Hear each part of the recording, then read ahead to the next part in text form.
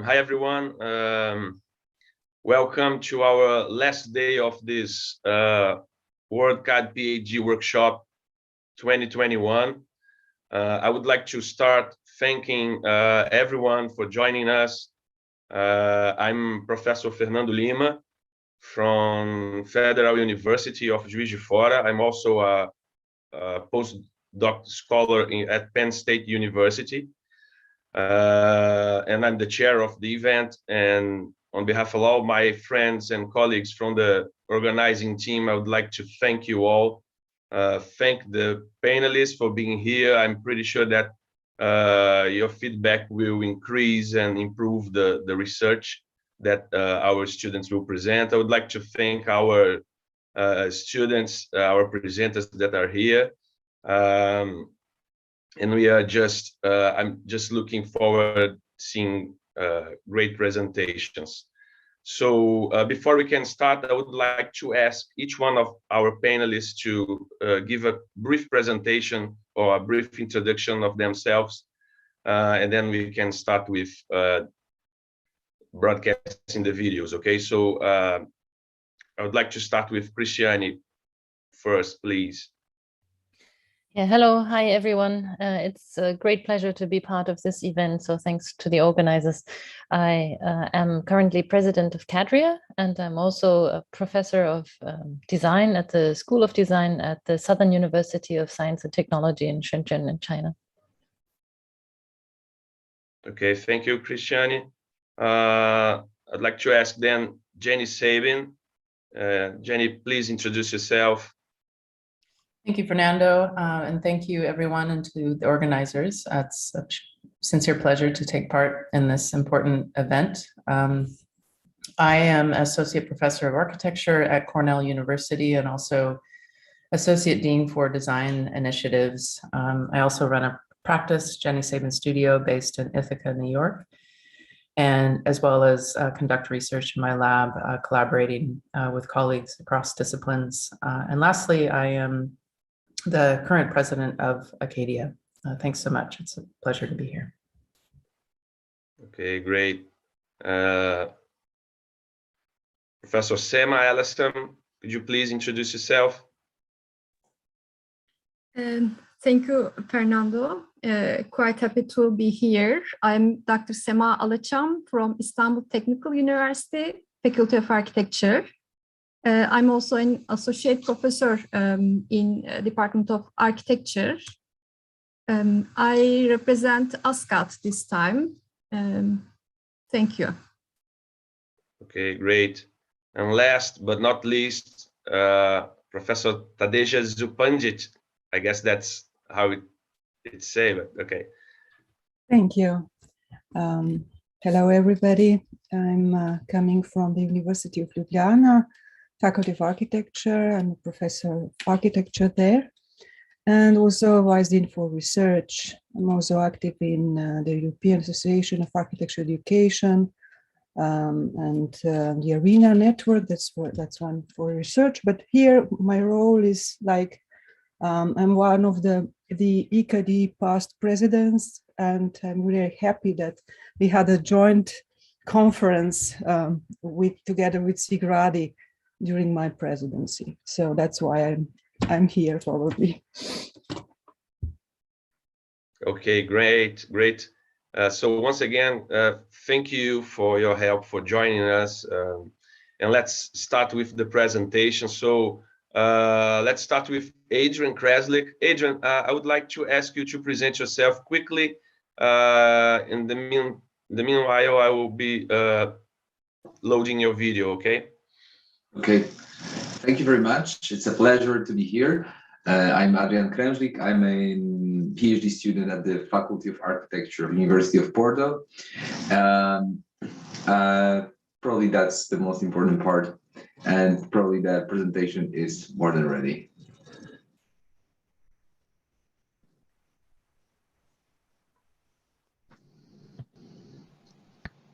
Hello everyone, my name is Adrian Kreslik. I'm a PhD student and researcher at the Digital Fab Lab of the University of Porto. The research entitled Energy, Materials and Health in regenerative processes of common architecture for sustainable cities is conducted under the supervision of José Pedro Sousa and Rui Ramos. I'm receiving a scholarship within the MIT Portugal program in the field of sustainable cities. The planetary crisis that we are experiencing today manifests in multiple domains, clearly explained by Stockholm's Resilience Center already in 2015. Many of them are connected to built environment. I'm going to reduce the complexity of Earth systems and tunnel it only to the carbon, an element that has been researched extensively in the past years. Most of the anthropogenic greenhouse gas emission comes from the energy production. 17.5% of this energy is related to buildings. The energy efficient regulations were introduced in Portugal as late as in 1991. Before that, a great majority of houses did not have any insulation. The National Survey from 2011 shows that more than 75% of houses requires renovation to challenge energy crisis and energy poverty. The graph below shows distribution of the carbon in different phases of a building life cycle. The carbon is not only related to operational phase, but strongly related to materials, their production, transportation, and sourcing. Better performing building means more incorporated carbon. In Portugal, the most popular way to renovate housing is to use energy solutions, like changing windows or adding insulation. Regional solutions that formed pre-industrial architecture has been unfortunately neglected. And I'm referring here to patterns known from, for example, vernacular architecture like terrace, patio, or elevation of the ground floor that were enhancing the performance of buildings. Here if I'm looking for a method to bring architectural renovation to table, the process I'm proposing starts with building a virtual model that is fed with local information on the construction and materials. In the next step, I'm building energy model that is made of the information such as occupancy schedules, metabolic rate of residents, ventilation rate, type of HVAC system, or set points for heating and cooling, just to list the most important. I calculate embodied carbon of building based on environmental product declaration and local material data. Simultaneously, I model daylight following the ASHRAE standard, setting up sensors, thresholds, and simulation engine parameters. After having operational energy from building energy modeling, I can calculate operational carbon. It takes in consideration the local energy mix. So we have three studies, three simulations: building energy modeling, embodied carbon assessment, and building daylight model.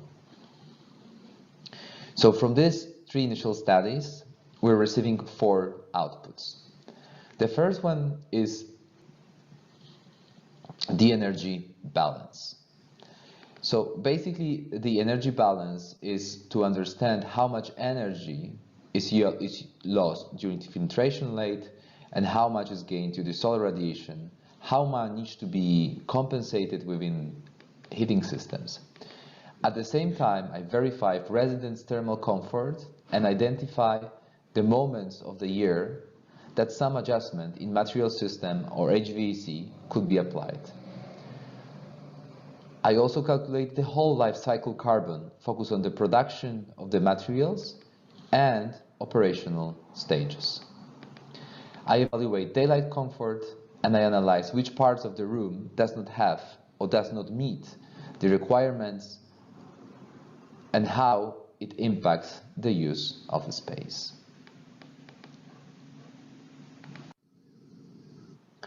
I will show a first two patterns that I have been analyzing, which are verandas, a solution popular in the Iberic Peninsula. I was interested whether one of them could be used to renovate existing housing. Open veranda is a solution used to protect from the solar gains, and glazed veranda is to benefit from the solar gains.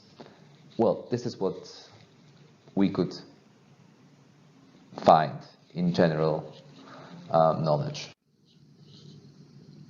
I ran a study of a virtual building simulating multiple sizes of the extension for 2 rooms, one on the south and one on the north. And the simulation is running here and here, as you can see in the diagram.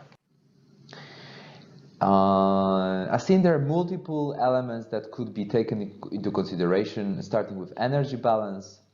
Well, this is this diagram. Heating load in the bottom diagram, so it shows when the heating is needed, and we can see 2 rooms. We can also see the distribution of daylight and how much daylight are we achieving, and finally thermal comfort mapped into psychometric chart.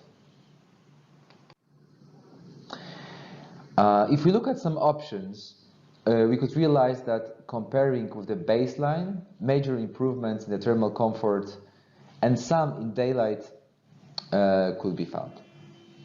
Generally, open veranda did not bring any positive changes in the daylight comfort nor in the indoor thermal comfort. On the other hand, the glazed veranda brings significant changes, but they are connected to higher carbon expenses. If we look at the option 8, for example, we could see a major change in the thermal comfort because we not only changed the material system, but we also changed the set point of the element. So we changed the set point to 18 degrees. This is one that's generally recommended by WHO. So in my PhD, I'm going to research for multiple patterns, and I will look for I'm looking for a robust method to evaluate new patterns. Thank you very much. All feedback will be warmly appreciated. Thank you very much. Okay, thank you, Adrian. So let's start with some questions and comments from the panelists. I wonder who would like to start.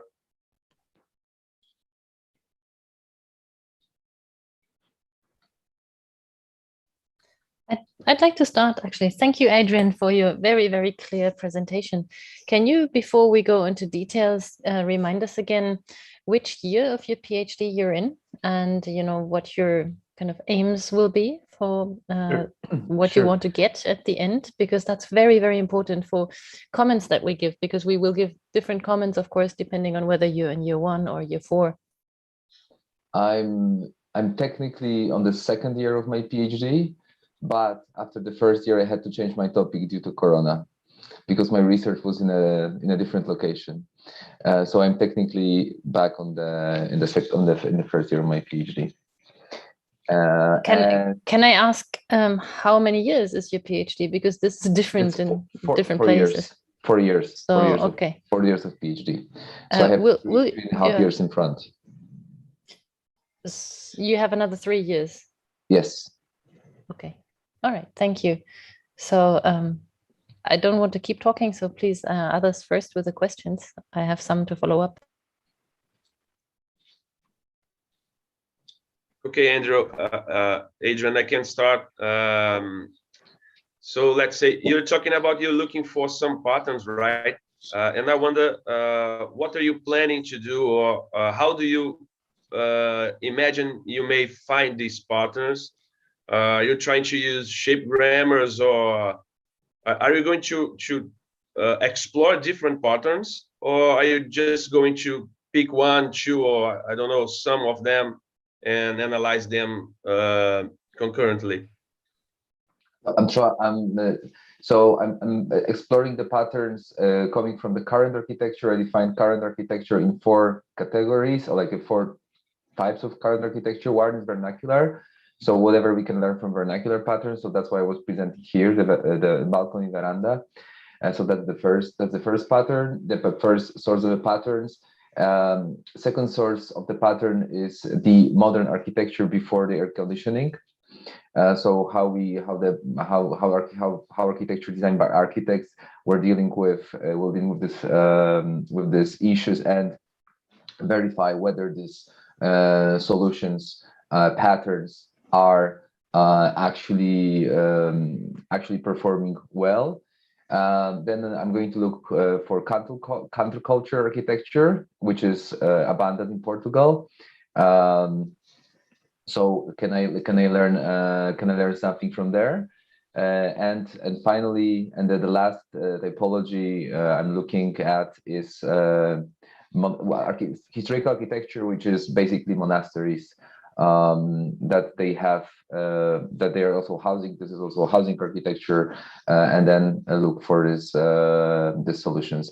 So I'm looking for a big part of this patterns. I'm browsing through the literature, and also I have for research trips planned to visit some specific locations in Portugal to make an on-site survey.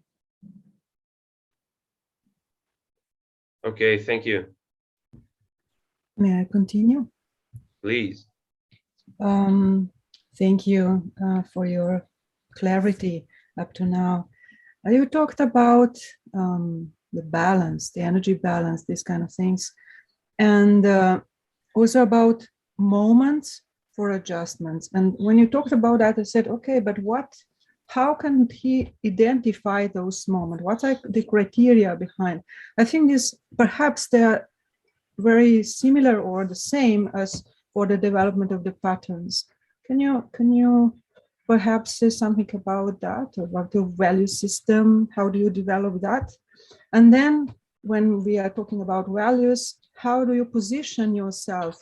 Have you already positioned yourself in what you see in literature and practice and so on?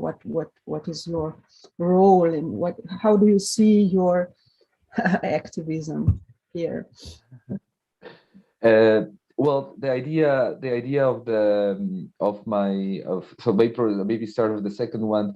That idea of my PhD is to be possible to make some impact on the construction here in Portugal. Since I'm before starting PhD, I've been working as an architect for 10 years. So this is, and I got to the point that all the tools I have been using, they've been, and I have this notion of the climate crisis, on the environmental crisis, and I just realized that all the tools I have been using so far, they are not good enough. So I just realized that I need to take a break and do proper to give myself time for research. And while I've been doing the initial part of my PhD, trying to understand how is the renovation being done here in Portugal, I realized that most of the solutions are, as I said in the presentation, very engineering solutions. So just basically changing windows, adding insulation, and architects are excluded from this process. And I believe there is the architects can play and still an important part in renovation of existing building stock. And we have seen this in the last Pritzker Prize that has changed, that the core of the building was stayed the same, but there was an element that was added. The balconies were added over there, and this also inspired me to verify whether this kind of solutions could be used. There has been extensive research of vernacular architecture in Portugal, and my School of Architecture started with the notion of mimicking the vernacular architecture itself.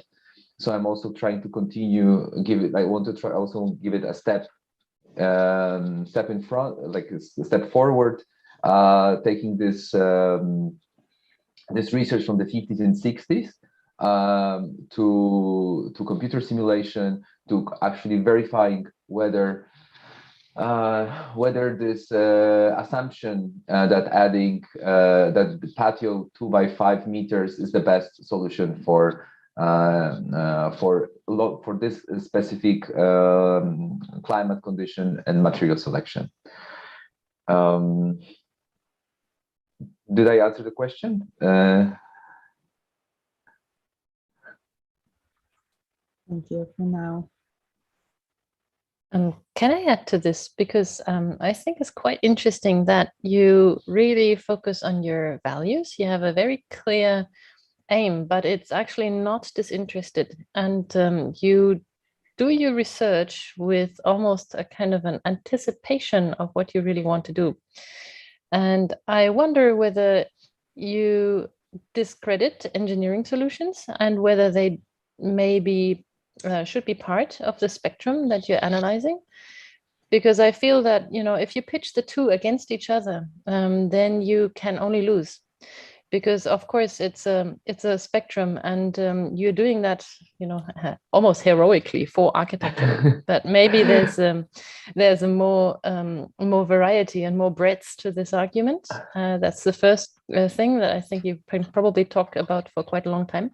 Second thing is, in your last slide about the different comparisons, you have a different set point in only one of them, and that questions, of course, whether you can really compare the results that you're getting. Okay, thank you very much for the question. Well, I believe that they're complementary architecture engineering solutions. I'm just seeing lack of architecture solutions. Architecture mostly excluded. I mean, here they're excluded from the energy renovation, basically. So that's why I'm just like, and I'm also creating this tool for myself because I want to get back. I want to get back to design it and to be a part of this renovation wave that's happening in Europe. So I think this is they're complementary. And regarding this, another set point that I added. I did about, if I remember good, it was like 38 options for this renovation strategies. I presented only 8 of them. And the issue with the set point, I started using the set point that the set point is referring to the indoor temperature in Portugal that is measured. So there's a study from 2015 showing that the average temperature in Portugal in the winter time is 14.9 degrees. So that's why I'm using 15 degrees set point to get this notion. What needs to be done to achieve this level. And with this changing the set point, I want to discuss how much carbon and how much energy needs to be done to actually achieve the WHO standards, the WHO recommendation, which is 18 degrees. And then I believe that there is some space for discomfort in housing, as long as it does not influence human health. And again, talking about this human health, the energy poverty in Portugal is one of the highest in Europe, and it is also connected with the highest mortality rate in the winter time. So there's like multiple elements interconnected, as my website always. Thank you, Adrian. Thank you. I'll go ahead and jump in to follow some of Christiane's comments. Thank you, Adrian, for the presentation. So if I understand correctly, the intention right now that's driving the kind of main trajectory of the the PhD is that through the study of these various typologies from vernacular to modern to counterculture and beyond, through the pipeline that you've developed, you hope to tease out some strategies for more energy efficient building and design.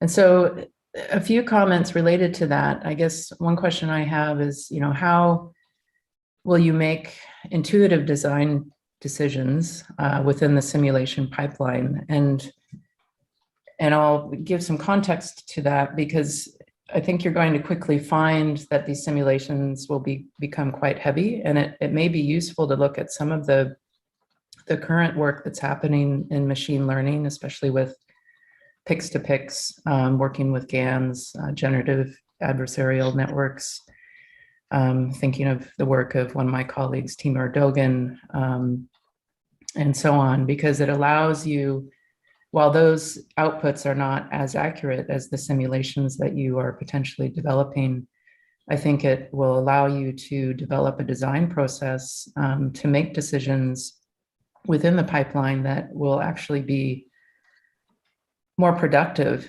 in terms of discerning these patterns. And then the other comment I'll make, which I think relates to Christiane's comment pertaining to engineering, we're in this kind of funny paradigm within environmental systems and in terms of architects engaging in the development of tools to model information, where, as if we model information, it will somehow give us, a better strategy for designing better buildings. And there is potential to that. But, key pioneers like Michelle Addington argue that, we need to remember who participated and contributed and pioneered many of the origins of these tools. So for example, DIVA, which came out of MIT, that Christoph Reinhardt was a part of. Originally, there was a team of physicists, experts in daylighting that contributed their expertise. And so I think the cross-disciplinary and interdisciplinary potential of this could be really quite interesting. And I think it's important to recognize what your disciplinary core is, right? And what your expertise is, and where you can also collaborate, right? So computational fluid dynamics, it's not our wheelhouse, right? So that becomes an opportunity to reach out and work with others. So I think it's a really exciting PhD, but I encourage you to sort of expand your pipeline a bit and to open the black boxes, as it were, and perhaps spend a bit more time looking at the origins of some of the tools. Okay, thank you very much. Thank you very much for the comment. Definitely the cross-disciplinary is as the one element that I'm still missing, and I'm trying to work in terms of material systems with engineers from the faculty of engineering to get to know more about materials and their environmental impact. I just started the connection with the public health faculty to get to know a little bit more about the health impact, and definitely I'm more than interested in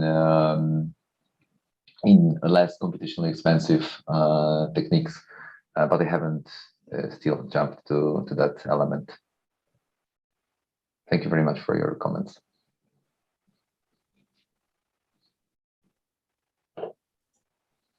I may continue. Yeah, please. If I can. Thank you for the presentation, Adrian. I think it's a quite promising topic. Now touching too many things, maybe in the further steps, it will be refined naturally. I would like to indicate a few tricks or some points that might need justification in the further steps. Data collection, the way you will collect data, but not only collection, the way you will represent the data and the evaluation process. In relation with those things, I think the tools you are planning to utilize might be changed, or in relation to the scope of your study, the parameters you will select, the variables might continue changing. So I think there would be an interesting gap between the tools, existing built environment that you can explore, like make a precedent analysis and extract knowledge for the future design, including renovation, and the computational methods that you can bring together. My question is, when you deal with all those parameters or variables that you are approaching, what if there might be some conflicting objectives in the evaluation process? Do you have a plan B or any kind of like ideas in your mind about how you will approach the conflicting objectives when you go further? Okay, I think I understand. So there will be conflicting objectives because thermal comfort could be, or most likely is going to be conflicting with daylight comfort, depending, and then it's going, and then it might go into conflict with carbon emission. So this is still element to be definitely to develop, to understand how to evaluate solutions. This I really don't know, because as I said at the very beginning in the presentation, I'm tunneling everything through carbon during this presentation, but I'm not sure if it is the I'm quite concerned this is not the best direction, because there are another aspects of environment, of the impact of the architecture on the environment and nature that I'm disregarding, like biodiversity, integrity, or change of the land use. So this element are not happening over there. And I definitely need to build a complex or build a model, or get to know more about existing models. I'm basically for this element I'm following two frameworks. So one frame, they are very connected. So the framework of Stockholm Resilience Center, the planetary limits, and of the donut economy of CAADRIA. So I'm trying to get to know how to translate this element into architecture as much as possible. So then there is like this environmental, as I've seen that Christiane commented on the EPDs, that they are not really, that they have some issues.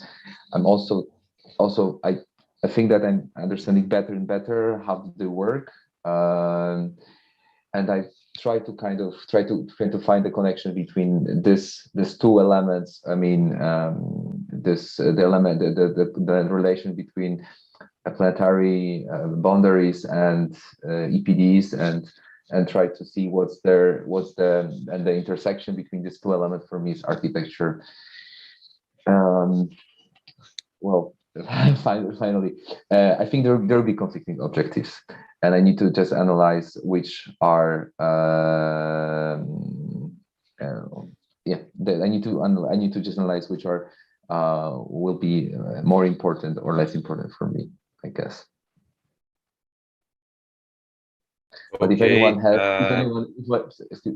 if anyone has any advice how to deal with very conflicting objectives, I would be glad to hear. Okay, Adrian, I was just going to make an additional comment regarding that. I would recommend, I think you may want to see something about multi-objective optimization. So we'll find how they deal with this kind of thing. So we'll start to work with Pareto frontier, and then we'll have some points. Take a look at this, and I guess you don't necessarily need to optimize your solutions, but you may look at multi-optimization, multi-criteria optimization to learn from how to deal with conflicting objectives. I guess it will be interesting for you. Yes, but I'm very well aware about multi-objective and multi-domain, multi-criteria optimization. But the thing is, still what I'm getting from multi-criteria, multi-domain optimization, I'm getting multiple options on the Pareto front, and none of them is good. So still I need to just say which values and how to deal with this conflict over there. But I think it is the personal selection. So I've been working with multi-objective optimization with clients, with architects, and then beforehand I was basically giving them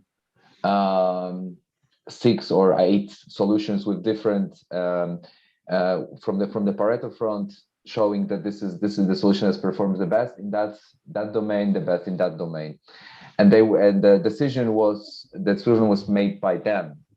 So the set of values, my set of values, and the set of values of the client, and set of values of the architect was different. And so I think that is still my concern, because when I was doing multi-objective, multi-criteria optimization for in the industry, most likely one of the criteria would be a price. And then when I talk about the price, which I do not use in my study, for a reason that I believe that, for instance, if I look for the material selection, price-wise, the taxing is the same, at least in Portugal, for bio-based materials or for let's say for non-bio-based materials, then I don't see this coming through. So this is this is still in my head, and I still haven't this organized very well. Okay, great. Our time is short, so thank you very much. Yeah, great discussion. Let's jump into the next presentation. I would like to ask Mr. Amir Hossein Ahmadiyeh to present himself while I'm opening his video, okay? Okay, good morning. Can you hear me? Can you hear me? Can you hear me? Yeah. So good morning to all. So sorry for the problem. I faced with problem with I have a problem with my computer today, unfortunately, and I forced to use my cell phone. So I'm so sorry about that. My name is Amir Hossein Ahmadiyeh. I'm a PhD candidate in Politecnico di Milano. More or less, I'm a newborn PhD student because I started my PhD program in November, 1 month ago.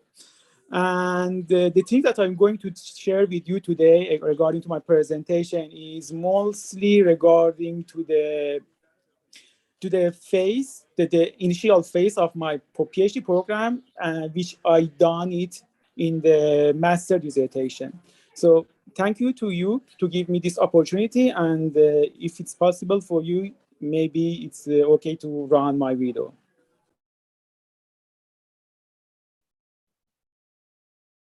Good morning, everyone. My name is Amir Hossein Ahmadiyeh. I am a PhD candidate in Politecnico di Milano under supervision of Professor Carlo Monticelli, Alessandro Zanelli, and Salvatore Viscoso. Today, I'm going to talk with you about my research topic, which I call it generally re-op research. Before I go into my research topic, I would like to mention that I'm a part of Textiles Hub Laboratory at Politecnico di Milano, which focuses on the creation of a new textile base and lightweight structures. As the starting point, I would like to mention some of the problems that are coping with them in today's world. First and foremost, we are all aware that the world's population will rapidly expand over the next few decades. As a result, we need housing to keep the newborn population safe from any hazards. According to the statistics, in 2019, 79.5 million individuals were forced to flee their homes. In any case, to build more houses, we need to use more construction material. Moreover, increasing the population will increase the amount of waste materials. The construction, the fabrication, and everyday living can all produce these waste. On the other hand, the weight of materials used for structures is more than half the amount compared to the other system involved. Furthermore, the construction waste and the use of virgin materials in the construction sector have grown. Considering these two issues, we have investigated the lightweight structure, which is a material efficient technique because it uses the strength of material optimally. However, in lots of cases, we are still using raw and virgin material without any specific plan to use them after their service life. What I am thinking about doing in this research is changing our attitude to designing and constructing. We need to change the way we construct and design. We believe that waste is tomorrow's resources that are easily accessible and widely available. Upcycling or creative use of waste material in construction sectors cause positive energy effects, affordable housing, saving energy, protecting sea life, and also protecting the human health. Also, we are able to change the way we are designing and constructing a structure by using the waste material. To implement this idea, we have established a research path which we called ReUp. The name of ReUp comes from the integration of two words, reuse and upcycling, which refers to the creative reuse of mismanaged waste materials for construction purposes. To better understand this concept, I'd like to discuss our recent project at Politecnico di Milano, which was completed in July. The first is T-shade. We are using the wasted T-shirts or wasted clothes in order to create this T-shade structure. All of them are constructed in Politecnico di Milano, and they are, before the implementation, they are all investigated in the software. Another project is waste-based structure for sheltering. In this project, which is theoretically, because of the situation of the COVID, unfortunately, we are investigating the use of mismanaged waste bottles in order to be used as a structural element in a waste-based structure for sheltering. Another project is tension shelves. In this project, we are using wasted bars coming from construction sector with wasted textiles coming from, again, construction sector. All in all, what I would like to do and what I would like to share with you is our aim is using the mismanaged waste material in a way which can be useful in the future of architecture and construction. In order to change the way that we are going to design and construct something, we have to consider that waste can be our tomorrow's resources. And also, we can investigate that these materials can be completely useful to be used in some of the purposes of construction. Thank you for your consideration, and in the end, I would like to say that group work and collaboration are always more than welcome for me. Please, if you tend to help us in this way or collaborate with us, contact me by using this email address. Thank you so much, and I wish you the best in the future. Okay, and we still have a second video. I'm just going to broadcast this now.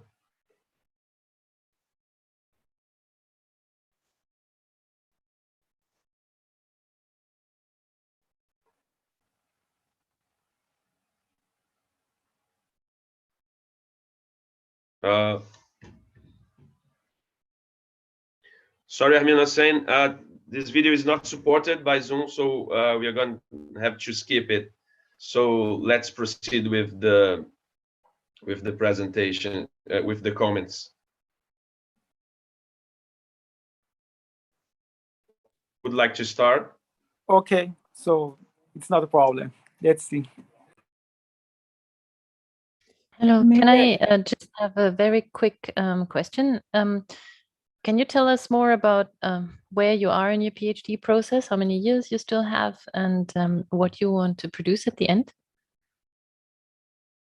Actually, now, I mean, as I also mentioned before, I'm a newborn PhD student. I started my PhD in November, 1 month ago. And what I would like to say is I have around 3 years to investigate on my PhD program. And the things that I'm also searching for, maybe I didn't explain it very well during the presentation, but I am also thinking about the integration of the thermostat and thermoplastic in order to be used in the architectural aspect. And what I expect at the end is to create a structure, or not, I mean, not only element, the structure, maybe it can be a facade system. But the thing is that it should be constructed from the wasted material, and also after its service life, it has to be useful again. It means that if I use, for example, a combination of a thermostat and thermoplastic, at the end, we have the possibility to separate these two materials and use them again and again. May I have perhaps a more general comment about the idea of Please. regeneration of buildings, because I wonder about your message. So if you recycle everything to make new building, new construction, what happens with the heritage? So, I mean, in my mind, I mean, it's the notion you are selling with your PhD. So my question is, how can you relate, how can you position yourself in this big, let's say, umbrella of the European Bauhaus initiative in Europe, which really calls for regeneration of the built structure. So it's not about only the new buildings, but also searching in the existing tissue, you know. So how can you refer to that? I mean, because from your message, I say, okay, I see, maybe you're not thinking about that at all. Maybe I'm wrong. Can you reflect to that? Yeah, thank you so much for your question. Actually, I think the thing that I want to mention here is regarding to the two separated issues. The first one is the purpose of this thesis, maybe at the end, is focusing also only on the emergency situation and also on the sheltering, because and also maybe on the pavilion, not in the very large scale building, but because what I am thinking about it and what's happening now is mostly creating a material which can be useful for the future, not for now, maybe for the 30 years later, where we face with the problem to find the raw material and to virgin material. So more or less, it's a starting point to, let's say, in this way. Another thing that I would like to mention, that this material, let's say, this waste-based material, or which can be useful over and over, it can be useful as a package, which can be useful as for the renovation of the buildings, not only for the construction of the buildings, because as I remember, there's also some in the Bauhaus, there's also some calls regarding to the renovation package by using the recycling or recycled material.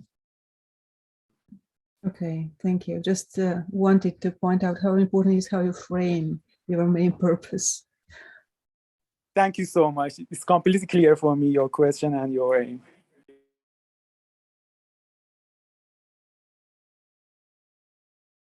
Anyone?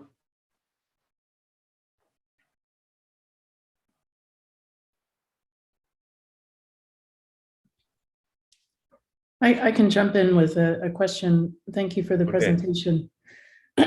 So I'm curious, have you spent any time yet thinking about the partnerships that you might want to collaborate, industry partners,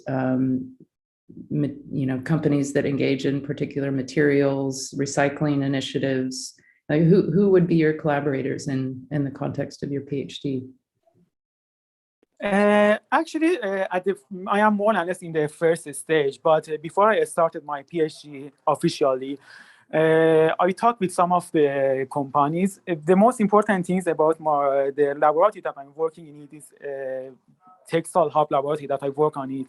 It's they are completely professional in the face of the textiles, and they have lots of collaboration with different companies all over the world. I talked with some of them, but the most interesting things that I'm searching for is a company who can really concentrate on this issue, because some of the companies show me that they are interested on it, but this amount of the interest is completely different between the different companies. But for the beginning, I have some companies in my pocket. I have some ideas and I have something in my pocket, but maybe because everything is not official yet, maybe it's better to skip to call the name of them. But the thing that I really love to do is a collaboration, not with the companies, also with research laboratories which are in the universities, because the things that I'm going to do, the thing that I'm thinking about is a beginning of a path which can be useful in the future, in my point of view.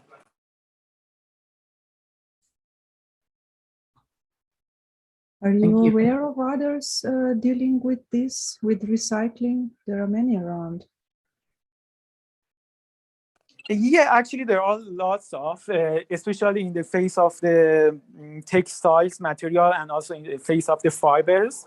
There are some companies that they are facing and they are working on it and they are interested to work on it.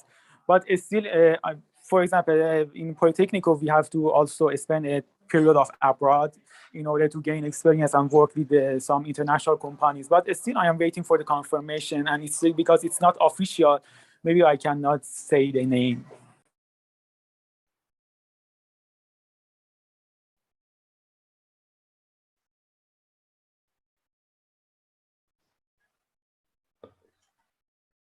Okay, I'm saying, I guess we can proceed to the next work.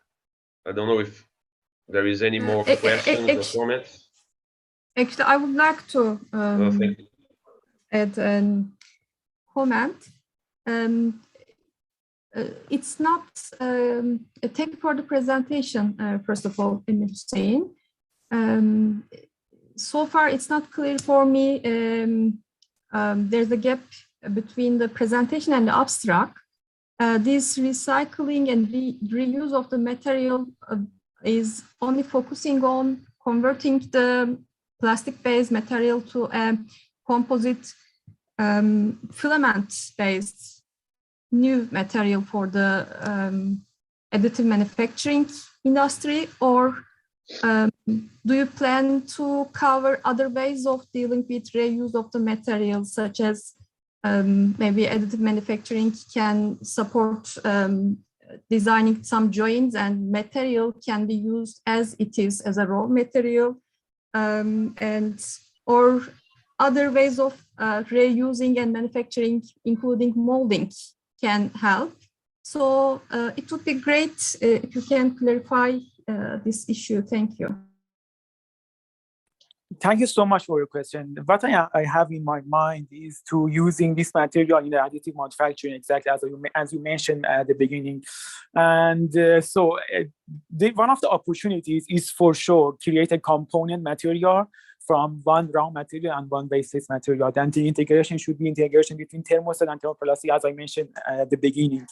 And this is more or less one of the opportunity and one of the things that I am also thinking about it to do for the future part of this PhD program. But all in all, generally, the aim is to use this material for the additive manufacturing by using the fabrication, the robotic fabrication or 3D printing.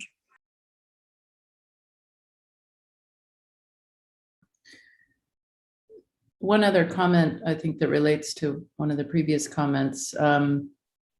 There are quite a few colleagues and researchers working actively in this space that I think you would really benefit from doing some research on and seeing what they have accomplished. And the first that comes to mind is Dirk Hebel at the ETH, and also Felix Heitzel, who recently launched the Circular Construction Lab. I'll put these links in the chat. But their collaborative book titled Building from Waste, Recovered Materials in Architecture and Construction, I think should be a strong reference for you. But it's just to say that it's a very fertile space, both in terms of research, but also engaging in active practice. So given that you're at the beginning of your PhD, I think it's important to frame what your focus is and your contribution, but also equally important to articulate the state of the art and what's happening currently. Thank you so much for your suggestion. I would definitely contact them, and I'm using their experience and also their recent recent publication to be useful for my future of the research. Thank you so much.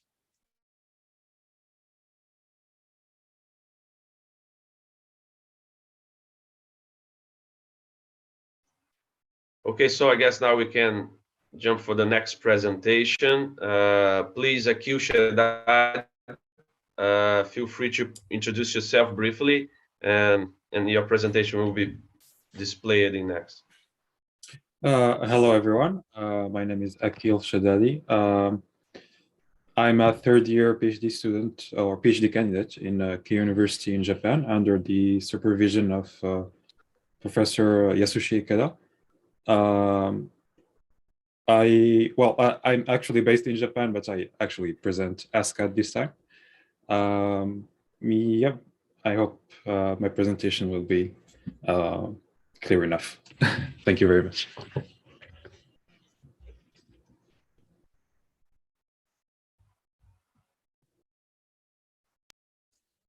Hello, my name is Akil Shedadi, and I am a PhD candidate at Keio University in Tokyo, Japan.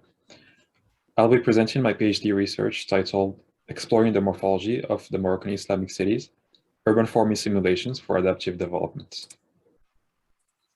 This research started from the observation that there is a civilizational fracture between modern urban planning practice and traditional towns.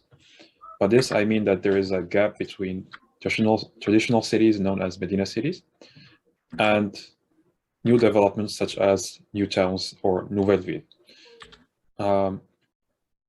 This is rooted in the fact that urban practice in Morocco is based on a modernist and equalized approach, and that although it is efficient in producing quantities, it does not allow for adaptability to Moroccan ways of dwelling, but they are rather more adapted to Westernized ways of living. This gap between the reality of the Moroccan ways of dwelling and the modernist urban approach is what some scholars have called a civilizational error. Going from there, the objective of this research are to use simulation and generative design for the Moroccan context. And thus, this research aims to first redefine and learn the concept of Islamic city form in the light of generative urbanism, reinterpret the lessons learned as a result of growth and organization, incorporate these results and these rules and lessons into an urban simulation as means of experiment, and verify these results and compare the findings to a real case of a typical Islamic city. While there is a clear divide between modern and traditional built environments, some of the current developments have considered assimilating traits of Arab or Islamic architecture and urbanism into their design. This integration can often either result in mere what we call as mimicking, which does not result in reinterpreting within its context. Instead, the process should be learning by analysis and design based on those learned principles and lessons. For this, we have proposed 3 case studies. First is using genetic algorithms for adaptability and the evolution of the morphology to environmental factors and physical constraints. Second one is agent-based models. This is to study growth-based models on local interaction rules and emergence. Third one is using ant colony. In this case, we're studying more about the hierarchy of street systems and distribution of spaces. All of these three case studies are going to be meta-evaluated using external evaluation factors. First case study explored the use of generative design and evolutionary algorithm in the exploration of courtyard houses, as urban typologies are considered as architectural archetypes, and they are known for their high density and low-rise urban morphology. Based on the study of the urban form of these courtyard houses, a set of generation rules, functional constraints, and objectives are defined for an urban simulation model. The simulation model generates urban form, but also reinterprets its characteristics while aiming for a diversification and adaptability of the urban morphology. With this, we have aimed for a model that reinterprets these characteristics and lessons learned from the Medina cities. So first, we have a model that should have a compact urban form, meaning that it has to be medium to high density and low rise settlements, because those are basic traits that characterize Medina tissues and also reflect this effect of social organization on the urban space. A second characteristic is building form that is introverted, which allows to meet the need for privacy, a consistent attribute that can be observed in traditional towns in North Africa and can manifest itself through courtyards and high exterior walls. Third one is spatial organization, and this is manifested through convoluted streets and a non-linear distribution that are some of the main aspects that also help reinforce the distinctiveness of the first two parameters regarding the need for privacy and social happenings. For this experiment, we have used multi-objective optimization evolutionary algorithms. And the workflow starts with formulating the algorithm using objectives and parameters that we have set using trial and error. Then the algorithm generates urban form. This urban form is evaluated using fitness criteria. Then it evolves to be more adapted to those fitness criteria. And this is looping.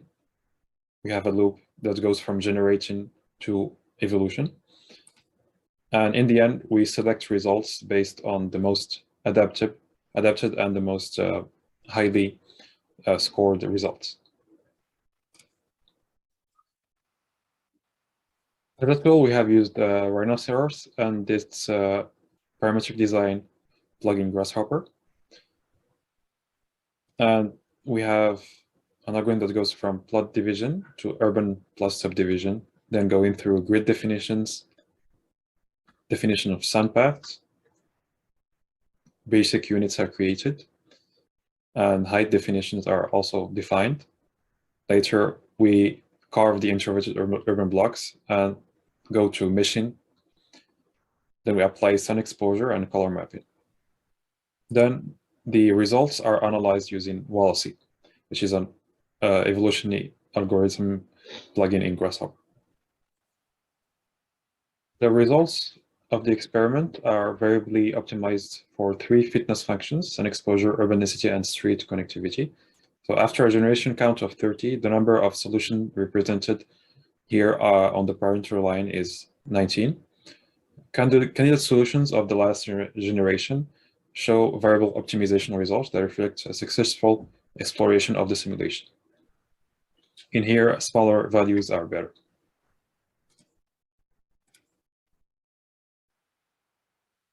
The study has shown that combining generative design with morphological characteristics of Medina-type cities in an optimization simulation can offer a diversity of outcomes, adaptability to constraints, and flexibility in generative rules.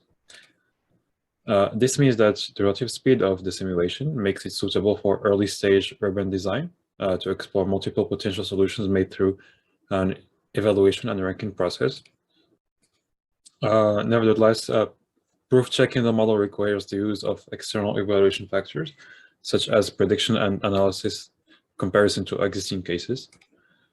And while the model might have partially answered to the morphological and organizational factors that are inspired by the Medina cities, the community factor is still not well defined or integrated to the model. So next, we will be exploring the use of different algorithmic design strategies. And we will define a methodology to measure adaptability through different scenarios and simulations, as detailed previously. And we also aim to collect more data to verify the simulation's reliability. Thank you for your attention.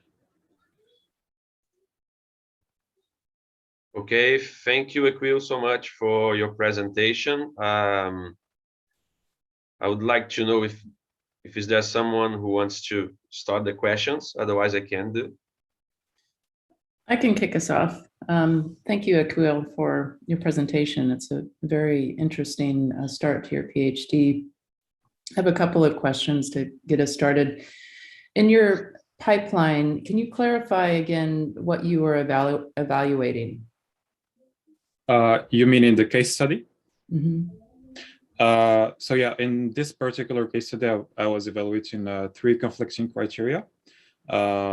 First one is to have a defined range, to be within a range, optimized to be within a range of urban density, which is conflicting with the sun exposure. So sun exposure is the second evaluation criteria. And the third one was keeping everything accessible. So which means that distribution should, they should not be like result in urban blocks that are kind of conglomerated and resulting in higher scores, but rather have much more subplots that have that are easily more easily accessible and well, also from a walkability standpoint should be. I mean, and I assumed it would be better from that standpoint too. And so the density factor is based on your analysis of the courtyard house morphology in terms of considering medium to high density and low rise settlements and their distribution. Exactly, yes. Okay. My other question, so in the plot subdivision, you're using the Voronoi algorithm, which seems to be dominant throughout, which is a great graph filter for understanding information about local sites. And of course, its geometric dual, the Delaunay tessellation, is excellent for understanding relationships distally as a network. So you just need to be aware that that is going to frame, a way of looking at this information. So can you say a bit more about the choice of working with the Voronoi? Yeah, so Voronoi was actually, it was kind of a preliminary kind of way to subdivide the plots. But I mean, it's not ideal, but as you said, it's kind of have its advantages. But ideally, I wanted to, and maybe this is a separate simulation, but for the street organization kind of pattern, the patterns of street organization and subdivision of plots, I wanted to use something more similar to a process of creation rather than having it kind of divided with a Voronoi algorithm, but still having it kind of.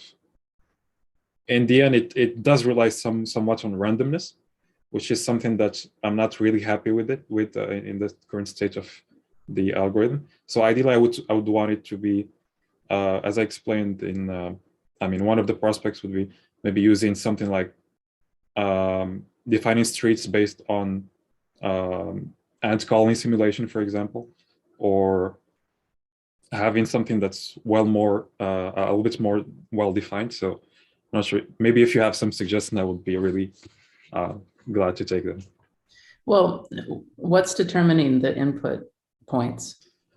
Well, the input points for the Voronoi would they were like what I didn't explain was that it's based in I kind of chose a plot, an existing plot, and I defined a few points, a few Voronoi points in the plot that I kind of defined as being centers of interest. So they could be like public facilities, they could be community facilities, etc. And based on that, I kind of set the algorithm to organize the blocks based on that. So those would be, for example, the center points of the Voronoi subdivisions. But with the same logic, maybe I could use something that's a bit smarter. Yeah, I mean, they're sort of technical questions, but they're important ones. I purposefully ban the use of the Voronoi in my studios and seminars, unless a student has a very compelling and strong argument for using it. It's completely overused and oftentimes not quite understood in terms of how it can be used intelligently. So I would encourage you to actually spend a bit more time taking a deeper dive in your analysis of the courtyard house morphology, and then developing a set of methods and geometric strategies that are based on those criteria, because the risk is that you reduce the texture and the substance of the morphology and why you're framing your PhD in the way that you are, which I find really, really interesting, into a kind of simplistic geometric filter that is not really, and just be aware that has a bloodline and it can influence your research. Thank you for your comment. I'm totally aware of it, and actually, maybe that's what kind of motivated me. So for at first, I was thinking of an all-englobing simulation, but it took me some time, but I realized that it's it's technically going to be very, very heavy as a simulation. So that's why I'm preferring to kind of subdivide it into a few other simulations, just like I explained in my presentation, and then have some way of, which is still not defined, but some way of having a meta-evaluation of those simulations and keeping them for different purposes. But yes, I do agree that the risk is that it could be seen as oversimplified, an oversimplification of the analysis. Thank you. I would like to really support Jenny's comments, and I think it's super funny that you banned the Voronoi algorithm. It used to be a ban on the randomizers, but Voronoi is almost close to that. It's kind of almost random. But I think, when you see in the chat, actually, my PhD student Doyen has even found this question. She says that it would be quite interesting for you if you determine these entry points based on research that you do on, let's say, existing work, that you don't start from nothing, that because Jenny already mentioned, it seems like a very geometric, very shape-based exercise. And if you want to avoid that, you have to convince us with a bit more body of research work to say, these are the basic parameters. This is why I choose those patterns. This is how they work, because there's a little bit more to it than simply the shape. And the second advice I would strongly give you, you have been at it for a couple of years already. So it's very unlikely that you will change the direction of what you're doing.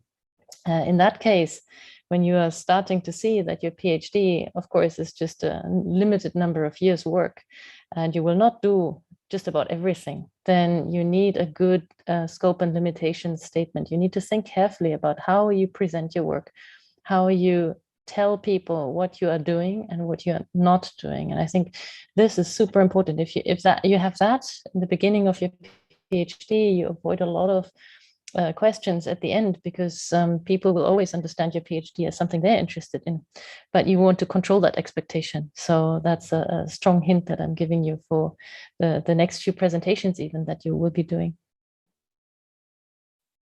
Thank you very much. Thank you for your comment.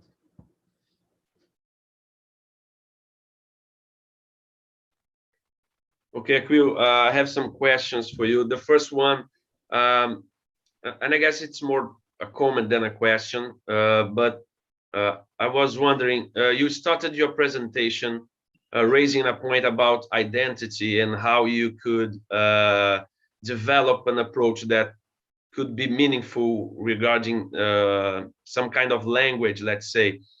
And in this case, I've just put in the chat a reference from José Duarte, and he uses, I don't know if you're aware of this work, but he uses shape grammar in order to identify and to keep the possibilities of developing several solutions, but he ensures that all the possibilities are within a language from Marrakesh, Medina.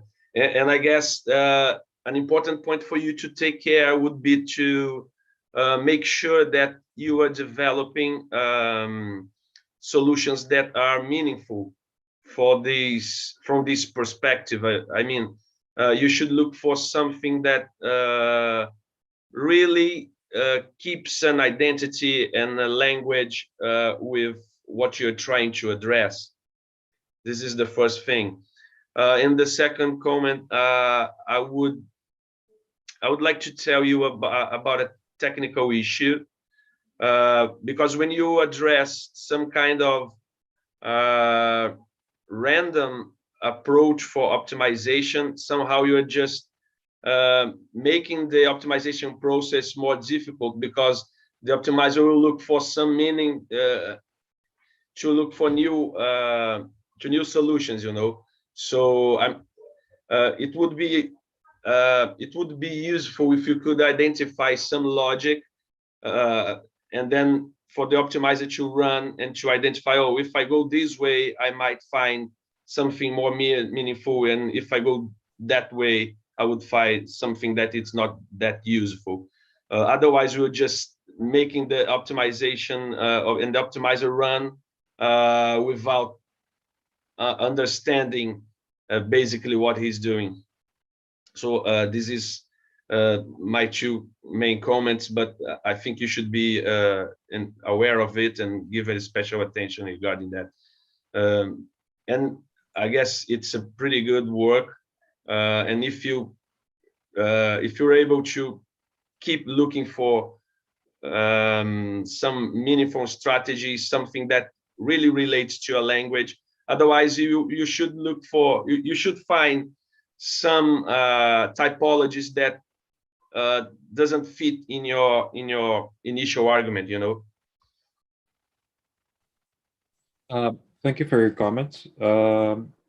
I'm aware of Professor Duarte's work on Marrakesh and his work on shape grammars. This is something that really I thought about it for a long time.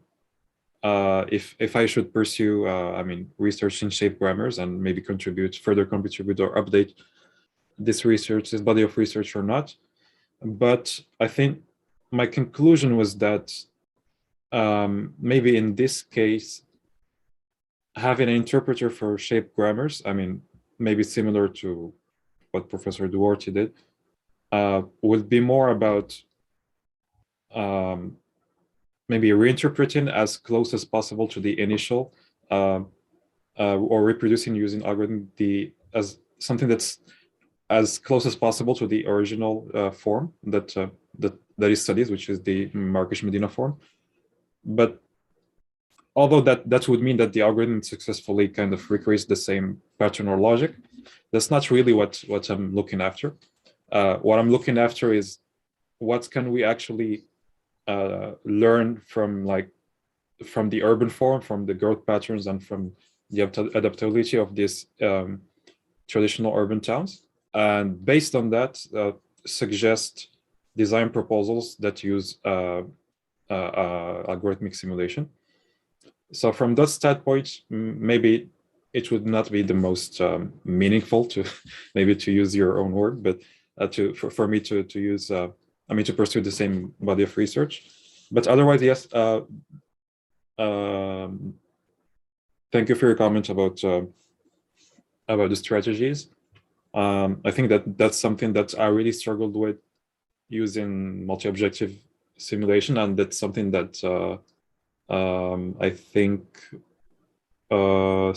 someone else, some other presenter talked about earlier, is that in the end, when you use multi-objective optimization, you don't really have a way of choosing from all the results, unless you might have an external evaluation factor, something that's not really related to the conflicting criteria that you have. In this case, I'm still looking for something. Maybe it would be something that does not have to do anything at all with simulation. Oh yeah, I agree with that, but I was not talking about the results themselves, but I was talking like the mechanism, the way that the way that you feed the question, you know. So it's something like the optimizer should look for some meaning when considering your sliders or your gene pool, for example. So if it's in a certain order, I mean, for example, if you're looking with values in these values, and if these values increases, it goes somewhere, and if these values decrease, it go another way. It's just something for you to look, and we can talk about it later if you wish. We can change emails and talk about, because I'm still working on these kind of things, so I would be more than happy to help you. Thank you very much. May I continue from there? Please.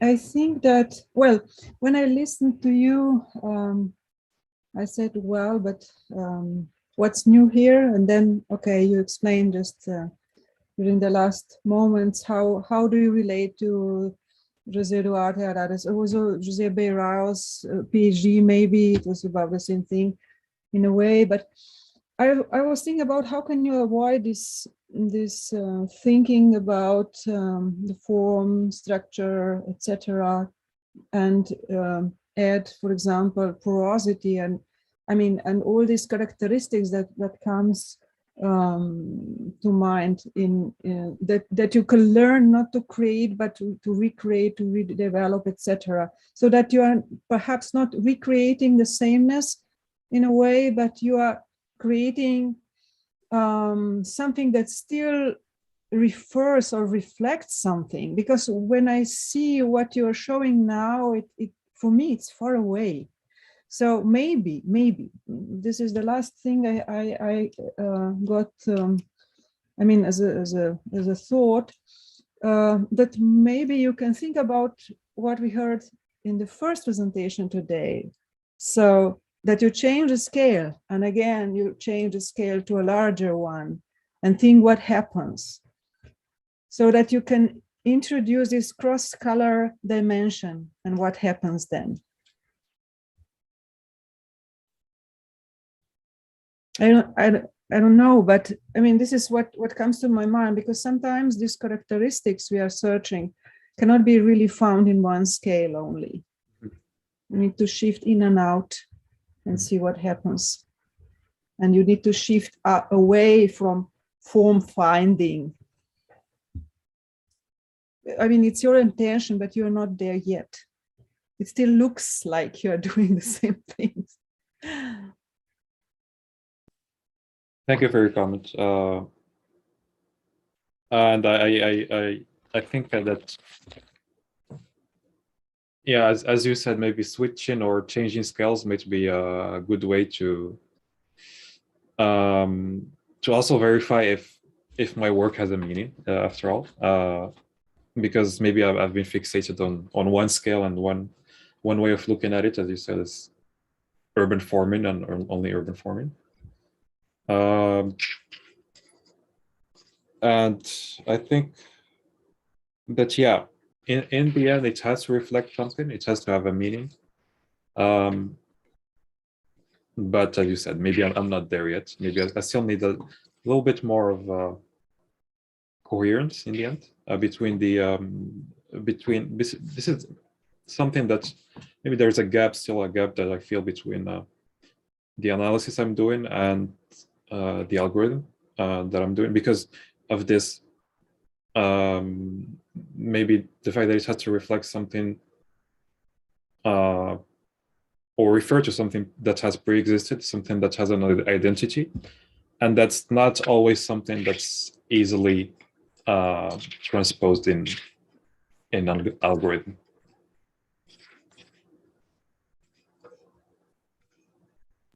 Thank you.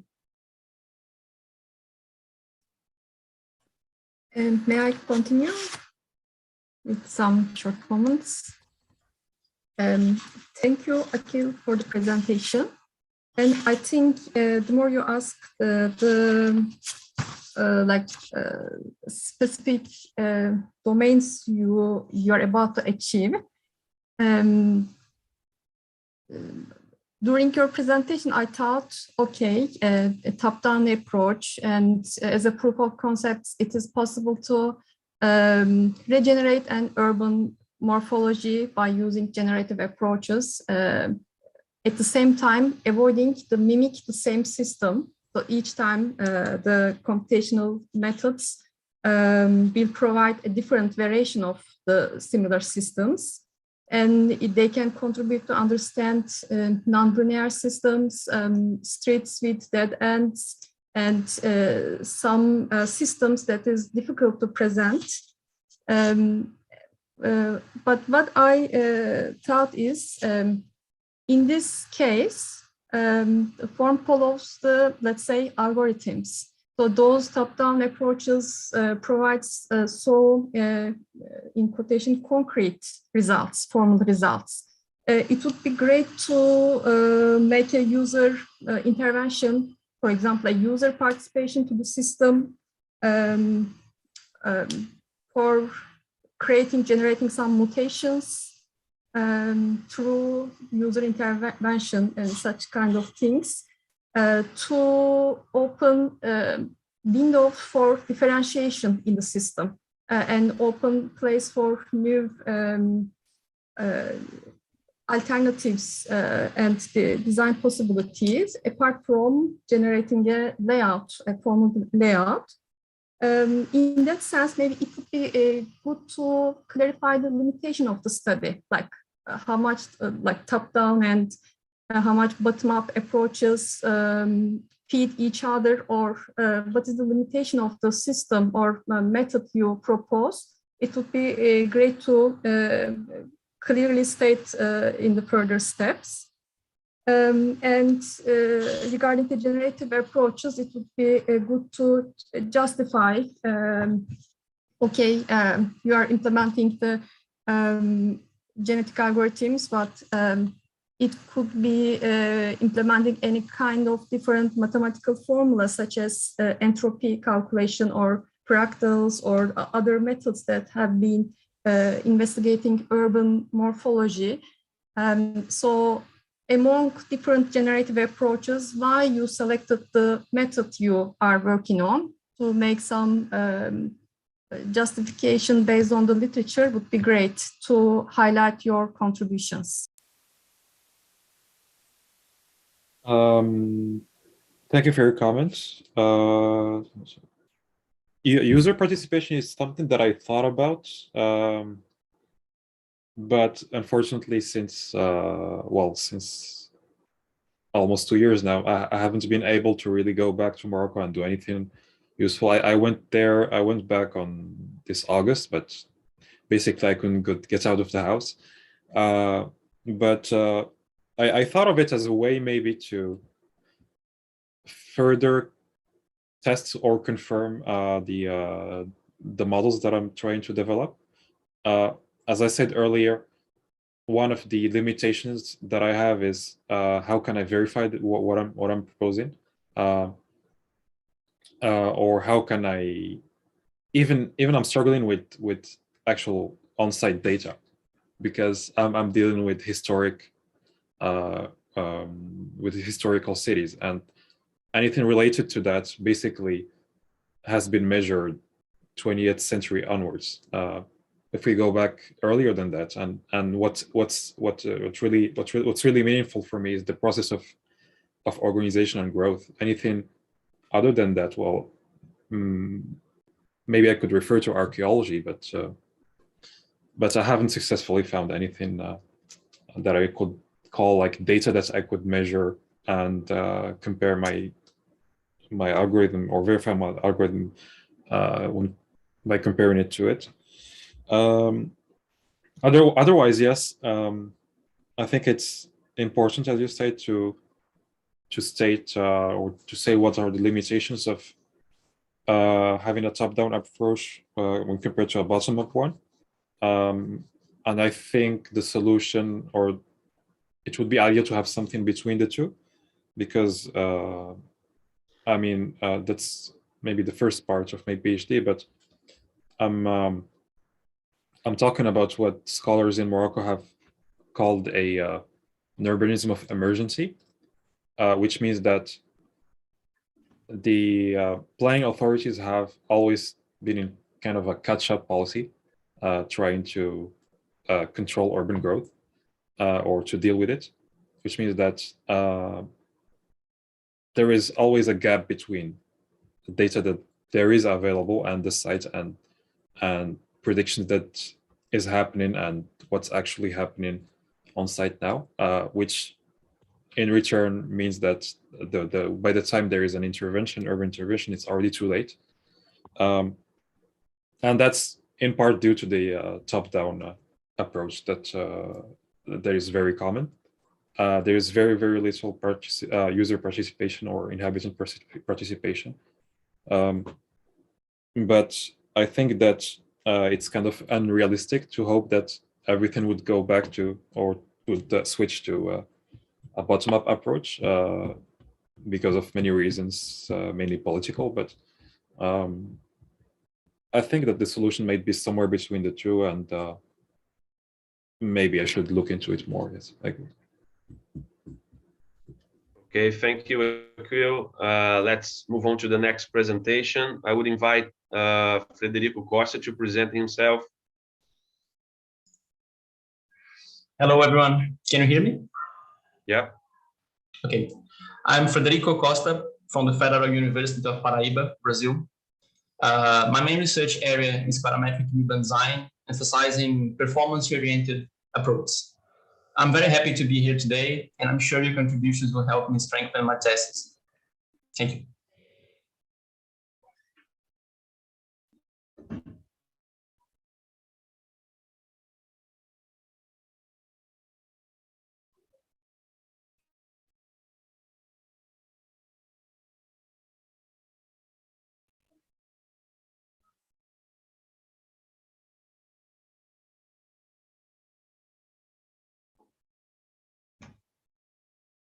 Okay, I'm some issues with connection.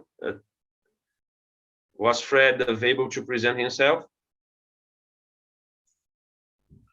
Oh, let me find the video. A moment.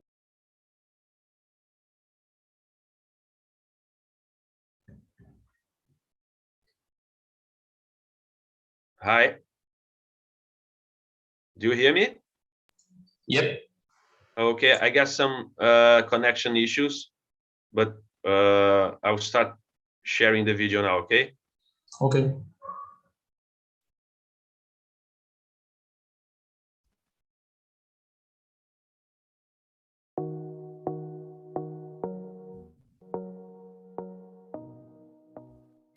Hey guys, how are you doing?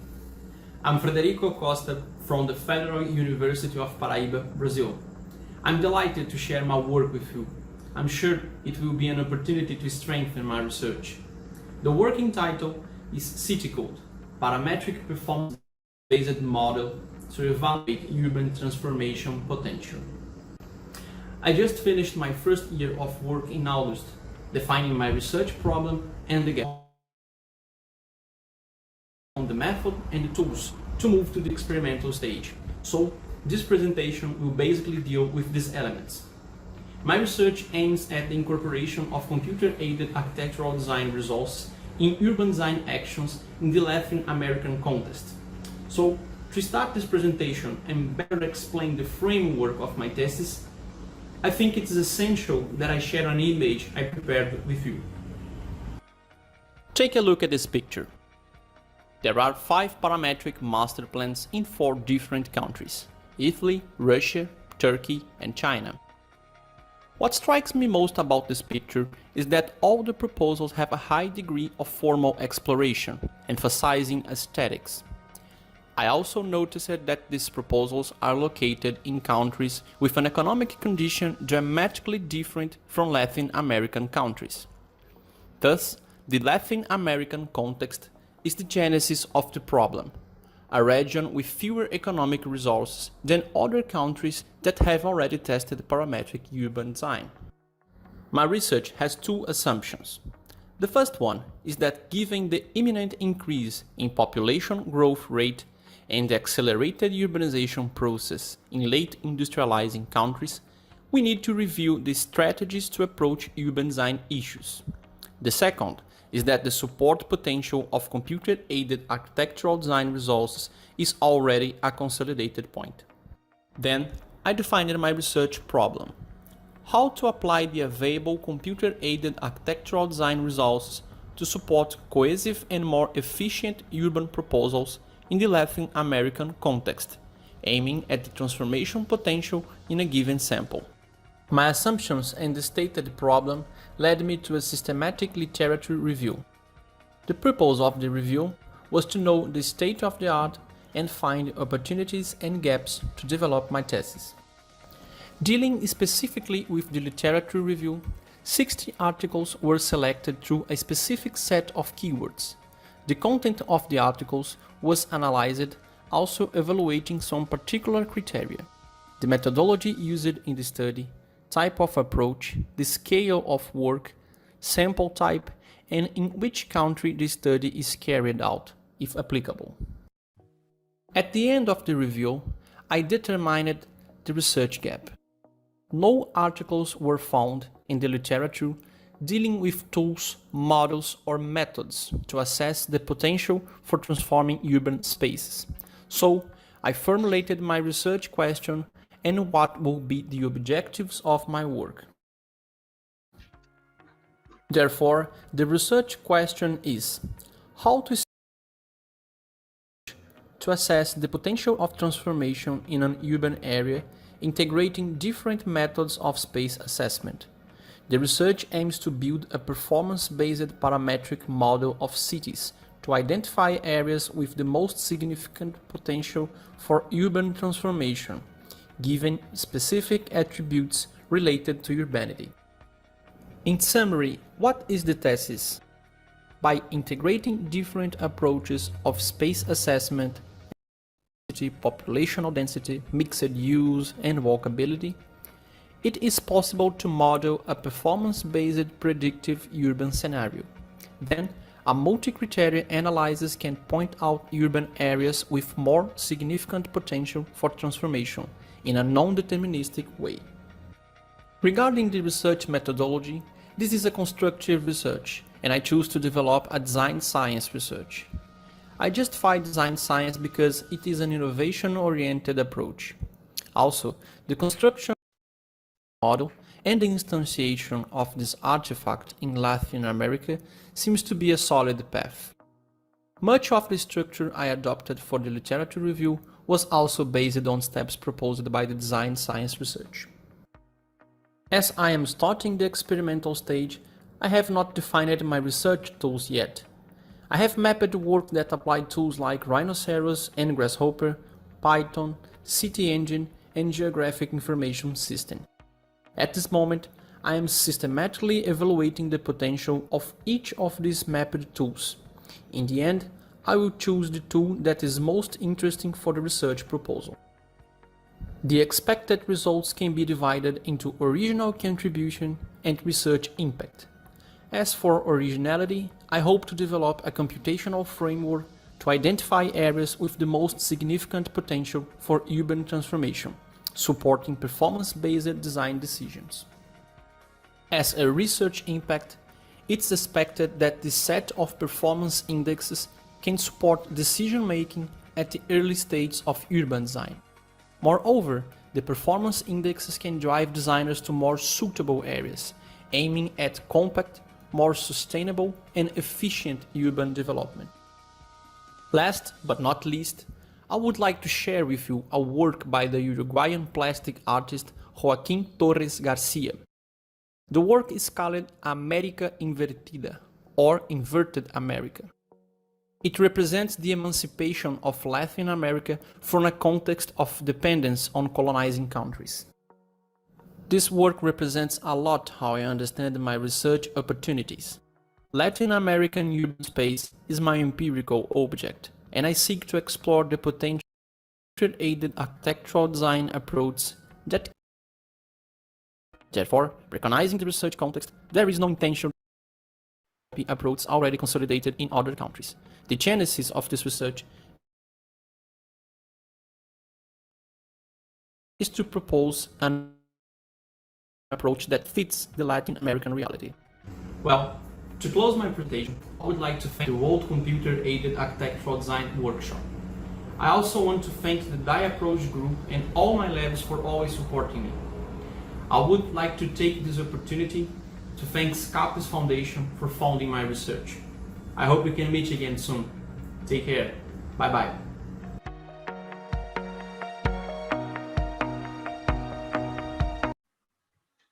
Okay, thank you, Federico. I guess we are open for questions and comments now.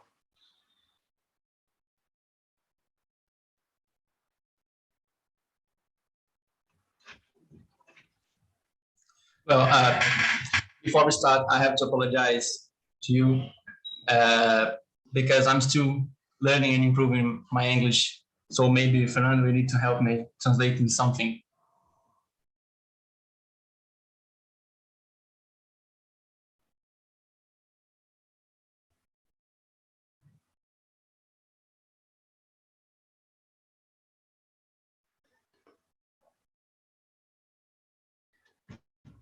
Okay, do you hear me? Yes. Okay, I guess I'm with some internet issues again. Okay, I'll be able to help you if needed. Let's open for questions and comments. Who'd like to go first?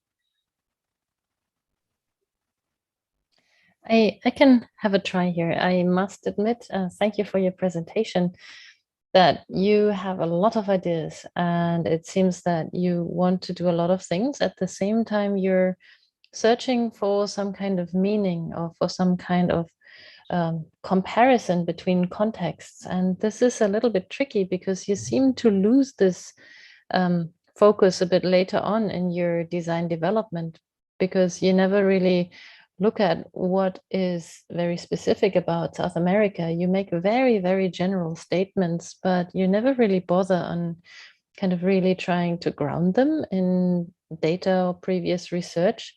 For example, you compare very roughly all these parametric design approaches and state that they're only for developing countries, for developed countries. But in fact, you know, there's a big variety of countries covered. The architects come from somewhere else. Some of them are just proposals. Some never got built. Actually, most of them never got built. So I feel that you're simplifying something that is maybe not so easy to say when you are introducing your project. Later on, I feel you're becoming a bit more specific.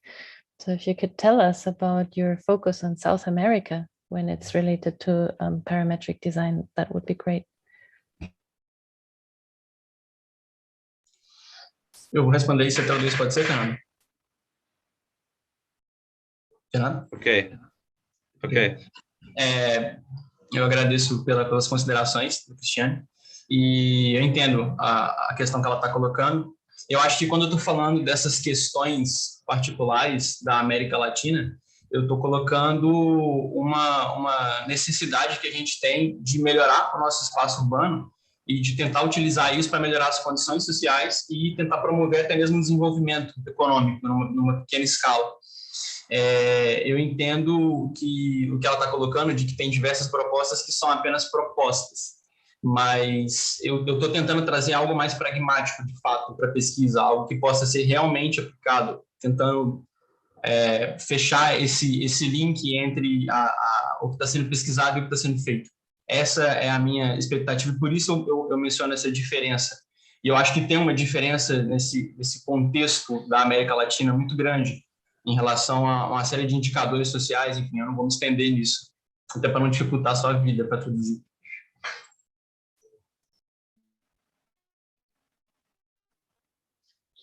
Okay, in short, he's telling that he's trying to bring a pragmatic approach and to identify some pragmatic points of view regarding Latin America, and basically understanding some of these possibilities and bring them to urban design and to formulate his proposal. But he still needs some time and some research efforts to identify more clearly what those would be. But basically, he's trying to work with walkability and some issues that could be identified for further development. Thank you, and it's perfectly fine if something is under development. That's perfectly clear, because you may just be starting out with your PhD.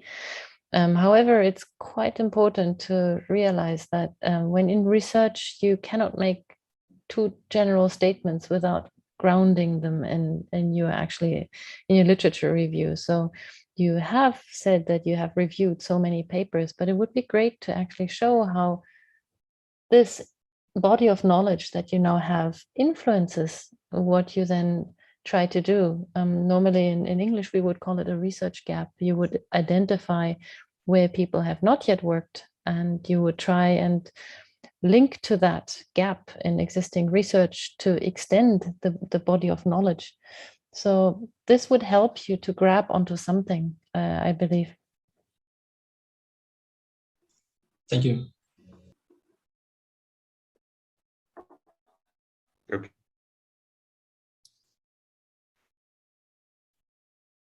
I can jump in to build upon Christiane's comments. I appreciate that you are, your intention is to critique the parametric tools. Okay, please.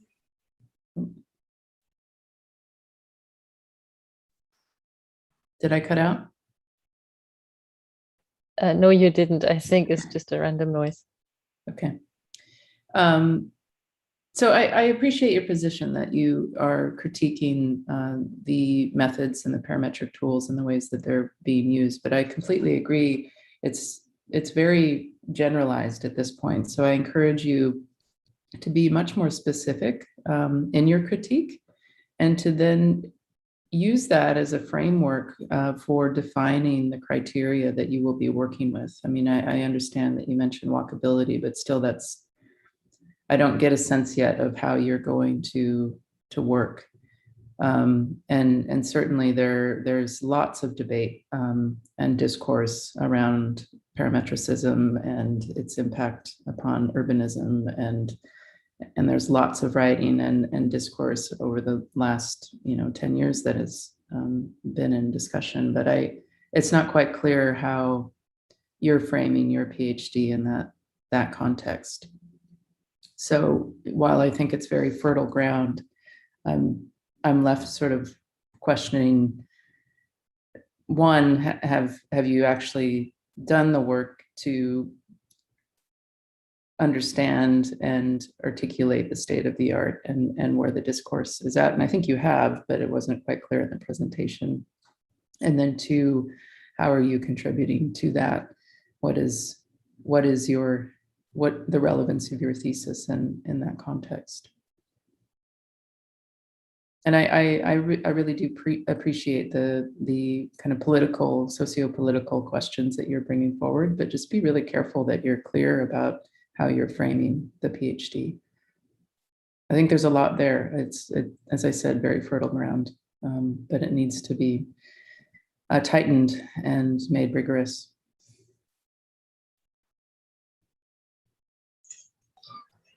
Bom, em relação a ser crítico à utilização dos recursos paramétricos, eu realmente não é uma crítica em si, é só uma apresentação de que eu entendo que no contexto latino-americano, essa utilização desses recursos precisa de ser um pouco mais focada na prática para desenvolver um espaço urbano melhor. A gente tem questões aqui que são um pouco diferentes de outros lugares do mundo e eu pretendo utilizar essas minhas ferramentas para poder melhorar a qualidade do espaço baseado em compacidade, em mais sustentabilidade, por exemplo. Acho que essa é a ideia do meu trabalho, é tentar promover uma melhoria no espaço urbano da América Latina, reconhecendo que a gente talvez não tenha hoje a condição de tentar acompanhar o que está acontecendo em países que já têm uma experiência maior com utilização de recursos paramétricos para o planejamento urbano, para projetos urbanos. Okay, so he's saying that he's interested in dealing with some specific issues from Latin America. He acknowledged that he's just starting his work and then he needs to frame it better, but basically he wants to address capacity and sustainable practice for designing some more identified proposals to the Latin America context. Who wants to? May I? Yeah, Continue? please, Sema. Thank you. Also, thank you, Federico, for your presentation. I think it's promising, and I will be looking forward for the progress in your future studies. Being honest, I have to say I'm happy that some of the urban transformation has not been implemented, including CAADRIA Architects Istanbul project or even Corbusier's Plan Voisin for Paris. Like there are a lot to discuss, argue, or criticize some design proposals in urban for urban context. So maybe it would be, and you are dealing with some complex topic with too many layers, including urban texture, citizens, inhabitants, patterns, flow of economy, social, economical, and political layers. So it's a really complex context.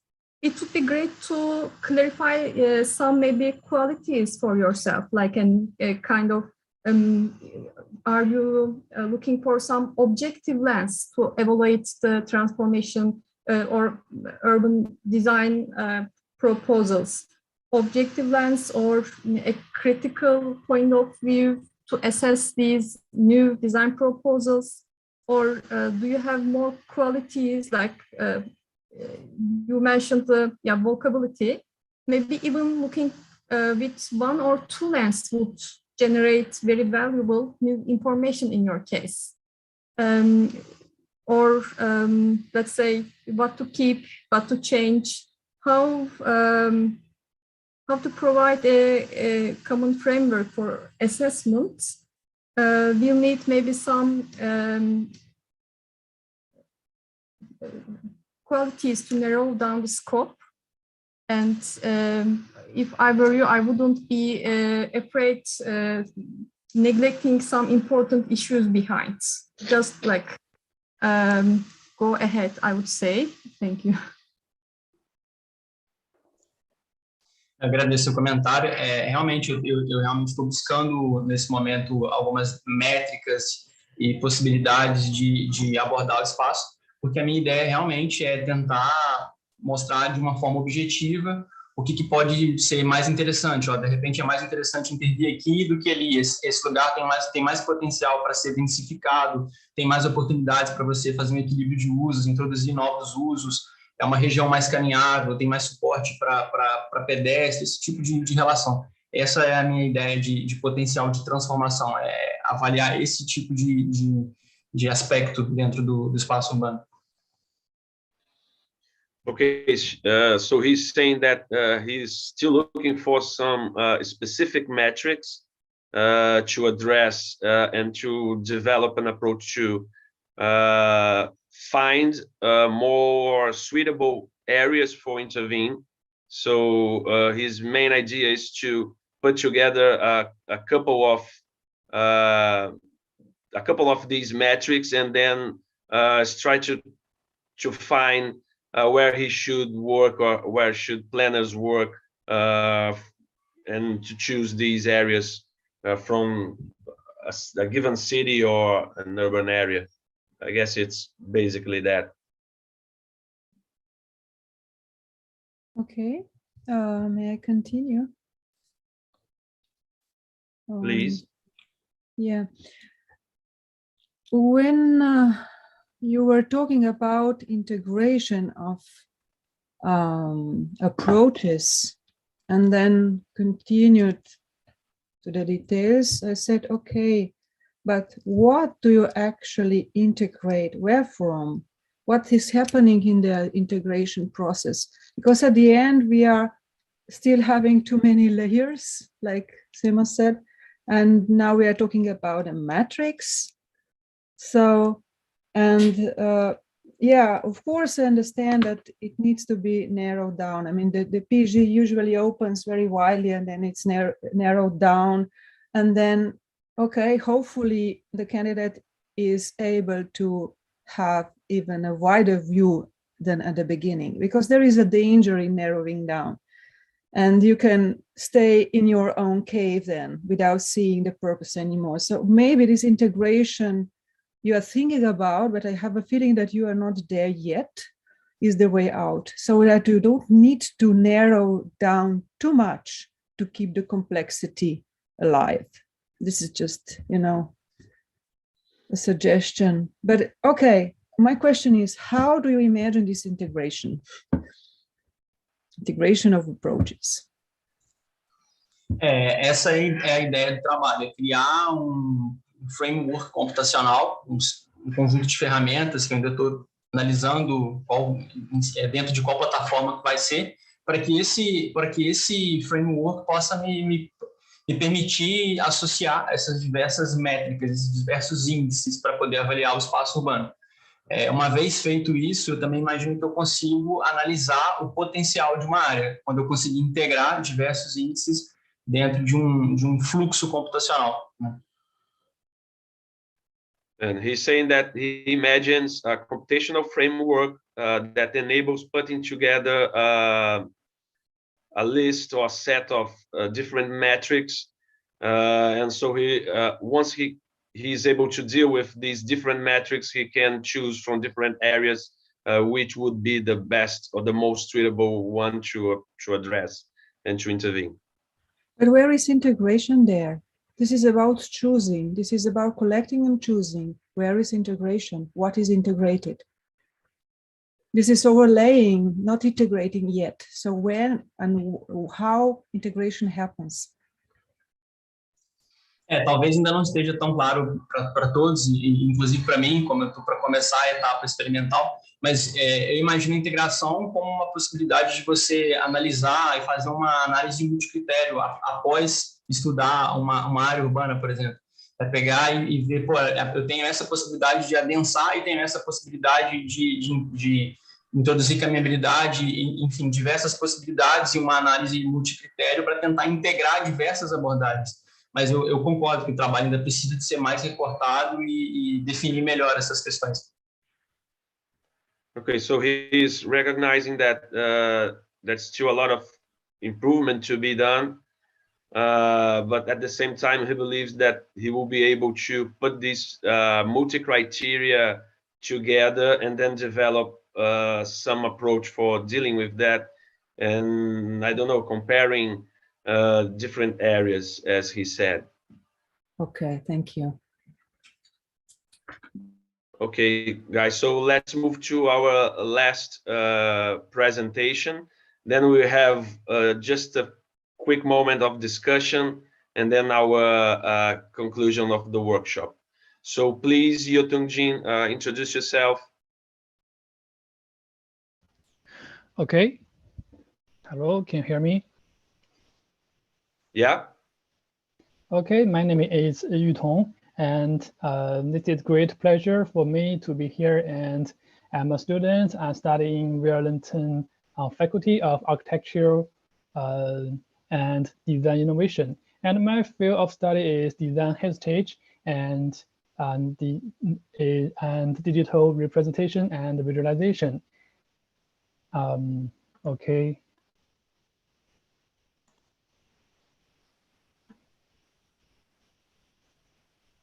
Oh, Yatung, your video is with some issue here. Let me see if I can share it in another way. Just a second. Okay, no problem.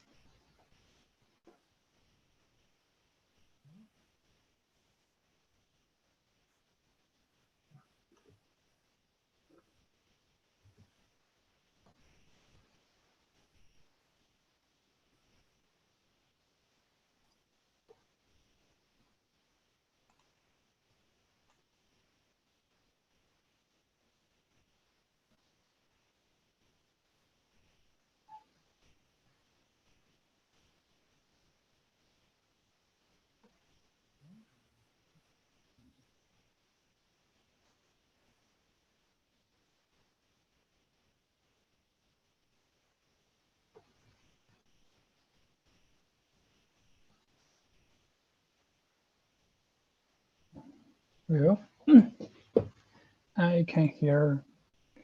I can hear any sound.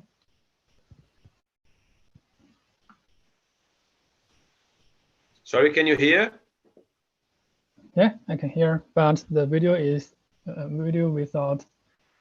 Could you hear sound. the video? No sound for the video? Yeah, no sound for video. Okay, let me.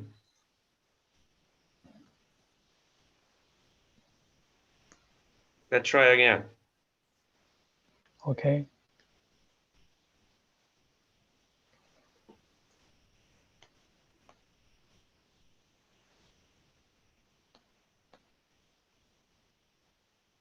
Hello, everyone.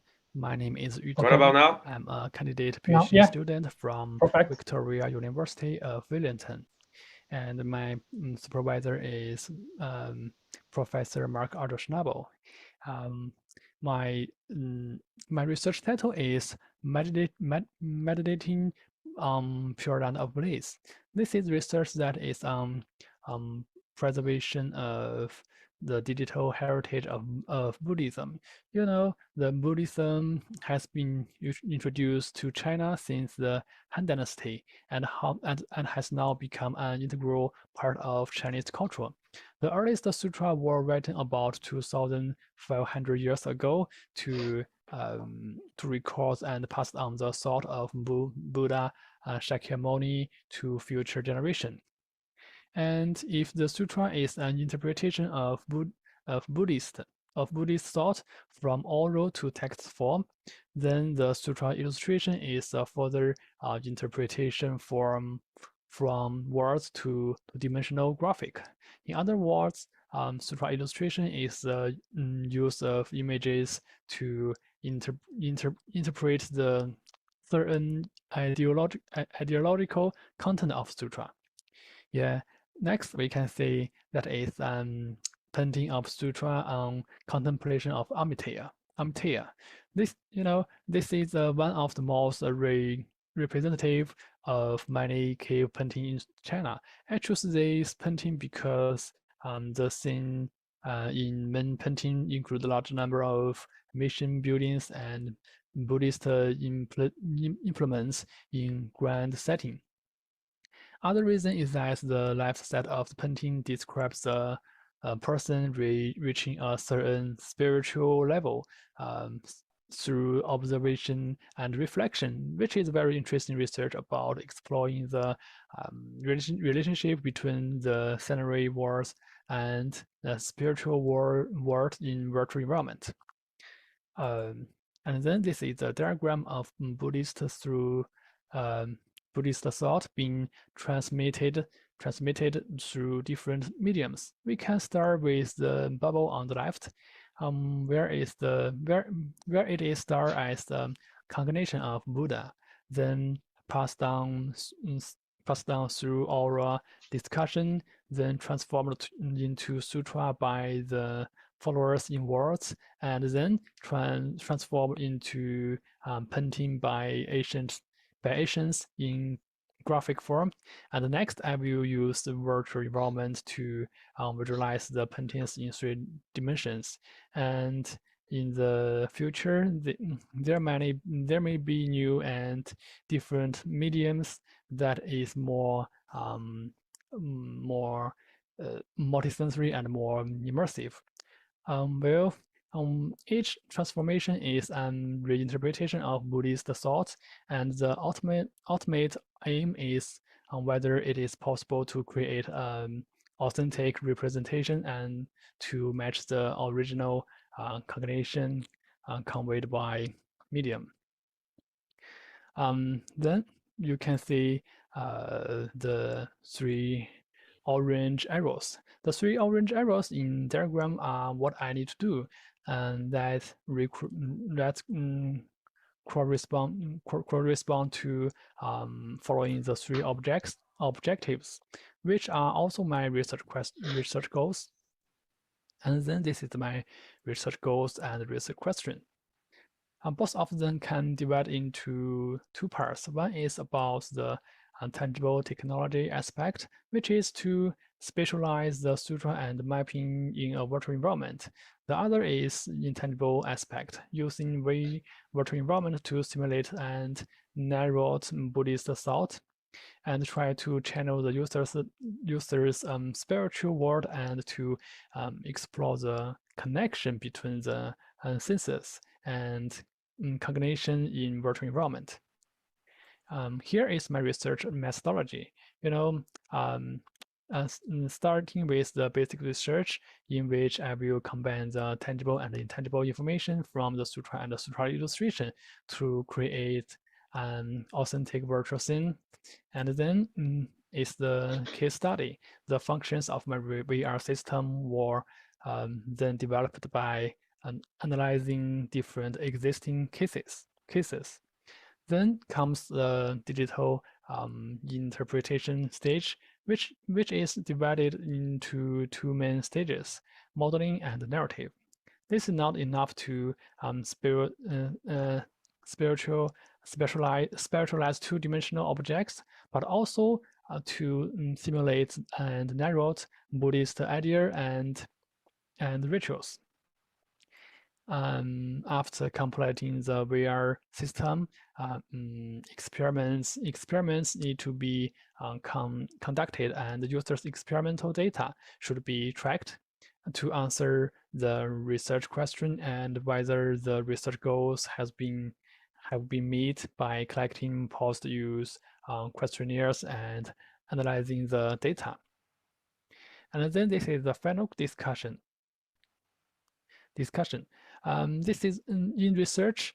We first discussed how a combination of 1-dimensional sutra descriptions and 2-dimensional sutra illustrations can be used in virtual environment to recreate authentic and meaningful Buddhist scenes and communicate Buddhist thoughts.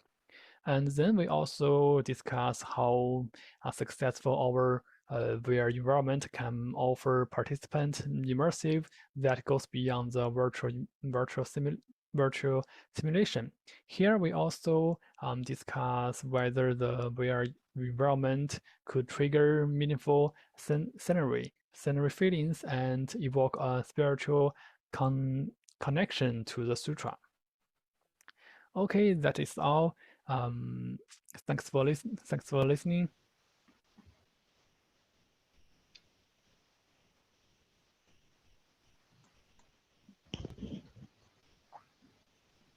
Okay, thank you, Yutong. I guess we're almost running out of time. We have something about 15 minutes left, but yeah, we can still discuss about the Yutong work. Maybe I can start Okay. this time. I'm thinking about two levels of this research. One is about reinterpretation of authenticity and these kind of things, and the second is about the virtual environment that enables that. So, but my questions are, why are you doing this in relation to one and the other? Who are your target audiences? And how do you intend to reach them, or have you already reached them? Okay. Well, thank you for your question. I do this work projects because as I made the diagram, the people made lots of different medium to communicate the Buddhist thought, Buddhist cognition. So I also want to use modern technology to improve the efficient of the Buddhist thought, and I think maybe I can use this ways to improve to make people to have a better understand about Buddhist thought, Buddhist idea, and also through this VR system, I want to explore the scenery and the spiritual world in virtual environment. Okay.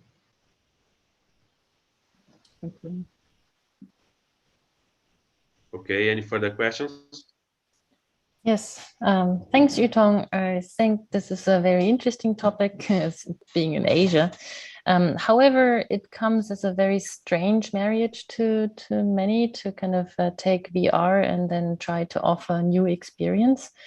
You keep talking about meaningful experiences, and that's a very difficult term to define. And I would really suggest that you try to be careful about what your aims are, because then you would communicate it also more easily. I don't think it's as easy as kind of saying this is all about Buddhism, because then the reviewers will ask you, so what exactly do you want to enhance in current Buddhist experiences, or are there already similar VR experiments in Buddhist experiences that I could learn from? So you're operating a little bit in a vacuum, and that's not such a good thing, because you would probably have to find some examples to show how your work contributes, how your work is different, how your work offers a new perspective. If you don't show that in a convincing way, you end up being a little bit random. Okay, thank you. Thank you for your comment.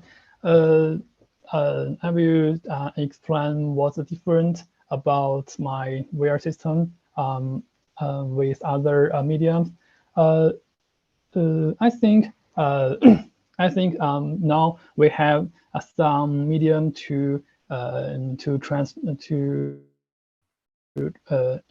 communicate the Buddha thought, like sutra, like sutra illustration, but I think those kinds of medium have one purpose, have one aim, is to make people have a better experience to get the Buddhist thought. And I think the best way to make people get idea is let people experience experience, so in this sutra illustration, there are lots of things about spiritual world, about spiritual world content, like 16 contemplation, this is part of this painting. This part is talk about how a person through thinking and get a content level in their mind. So I think VR is a very good medium to stimulate the things in a spiritual world. Oh, I know we're running out of time. Just a couple of comments to contribute. I also find the research topic quite compelling. I'm especially interested in how you want to leverage XR technology to move through various transformations of space, which I think is what is within your wheelhouse as an architectural researcher. But I agree, you need to be very careful about these highly subjective and qualitative terms that you're using in terms of measuring, right? And so I encourage you, because the risk is that you bring your own bias to the interpretation of what one is feeling or what one defines as meaningful. So first of all, defining who your participants are, who your audience is, but also developing methods that can assess transformations within an individual that are measurable, right? So for example, EEG headsets as a data stream, which would measure fluctuations, in brain activity. And that's very doable in VR technology, or facial pattern recognition, right? To detect subtle shifts in terms of one's emotion and sentiment. That would give you a series of data outputs that you could then actually begin to work with and analyze and assess, rather than sort of these blanket terms of this is meaningful or this is not meaningful. Okay, thank you. You're right. The spiritual world and the people's what in people's mind is very subjective. I know. So I need to use some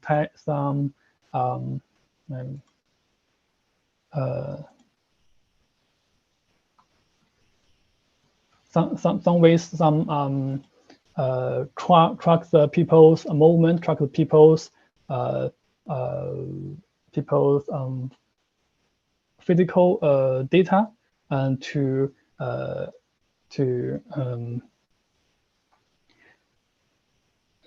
know what people are feeling, what people is feel about this VR work, and feel about this these things, this VR virtual environment. Okay, Sema, do you have a final question? Actually, yes, I have. Thank you. Quite interesting topic with lots of risks, but it would be interesting to investigate more. I think that one of the Achilles heel, let's say, of this study is validation, a need for a consistent methodology to validate your arguments or further questions. And there are also viscous cycles. For example, you need to capture information or data from during the experiments from the users, but then like thinking aloud or speaking might interrupt the thinking process, cognitive process, and then going back and retrospective visit to an experience and capture data might miss something. So it is like Schrödinger's cat, like always there might be something missing in this reduction process. It's not easy to externalize a holistic experience into a measurable scale, but still there are some opportunities in this riskful, I think, work. Yes, the topic might be a little bit fragile regarding like difficulties in capturing data and the way you analyze in a, let's say, relationally objective manner. But still, I think you will find ways, for example, comparing some user group with using VR or XR technologies and some user group without using it. And then looking to the differences and compare them, and then repeat improve the experiment setups and look to the problem again. So like it's not easy to approach all those processes since it is difficult to externalize the human experience with representation techniques, but still it would be interesting to achieve some results out of this research. Thank you. Okay, so you don't that. Okay. Yeah, you can answer. Try to just, I would just ask you to be brief, okay? Oh, okay.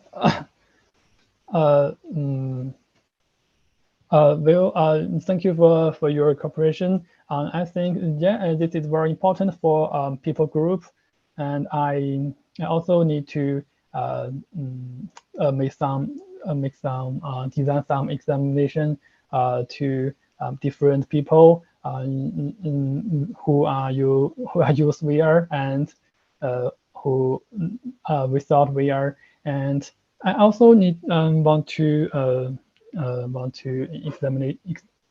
to make some tests about different people use different medium like read a sutra and watch a sutra illustration, and then experience the VR system and and make a questionnaire and some track some data in this test, in this experiment. Okay, thank you. Yeah, I would just, I have actually a comment more than a question. I guess it's a comment. I'm a little bit concerned about you going through trying to measure subjective things in an objective way. So I don't know. I would say that you might want to take a look at phenomenology and try to understand that you don't need to have some quantitative answers, but you should try to balance them. But most of all, you should try to more than to find results. I would say that you might find findings. You know, it's a pretty difficult. It's a pretty different thing. So I don't know. If I were you, I would take a look at more different ways of analyzing the emotions and the feelings that people have when they deal with creative tasks and things like that. It's just a comment in that regard. And if you want to say a few last words regarding your work, it's okay. Okay, thank you. Thank you for your comment. Yeah, yeah, and actually this is research is my research proposal, and I just started my PhD. So I will get get your comments, and I will have some time to change my research. Thank you. Okay, great. So now I guess it's time for us to start our closing moment. So once again, I would like to thank you all. Thank you all, the panelists. Thank Christiane, Jenny, Sema, Tadeja. I would like to thank the organizing committee. Professor Rodrigo Martin has just joined us for the help. Also, Professor Frederico Braida. I would like to thank the SIGraDi Society for giving us this opportunity. I wish that Paula or Marcelo was here. They were supposed to arrive in a few moments, but okay, let's see. And I would like to hear from you. Yeah, and you're looking for a host next year. Great thing. And yeah, it's such an important event, and we are really glad to continue this beautiful work that has started last year. And yeah, I would make it open for our panelists to give a few words.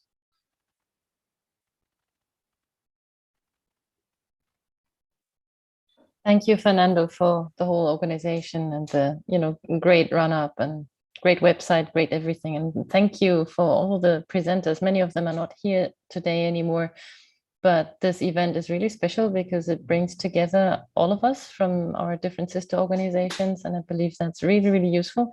I can literally see during the conversations that reviewers are picking up ideas from each other, not just the students, but also the reviewers. And I think that's a absolutely brilliant thing that we can do in a time when we can't go and see each other at physical conferences. So thanks a lot for the excellent organization, Fernando, and thanks to the whole team. Thank you. Yeah, thank you, Fernando, and to the entire team for the organization. Yeah, fantastic website. And I just want to echo Christiane's comments that I think this event is so important and relevant, not only because it brings us together across our sister organizations, but also it increases access in terms of being able to offer critique and mentorship to a wider network of students. So I look forward to continuing our involvement, and thanks to the students for putting your work out there. That is, not an easy thing to do, and so I really appreciate the presentations and the risks that you're taking. So keep going.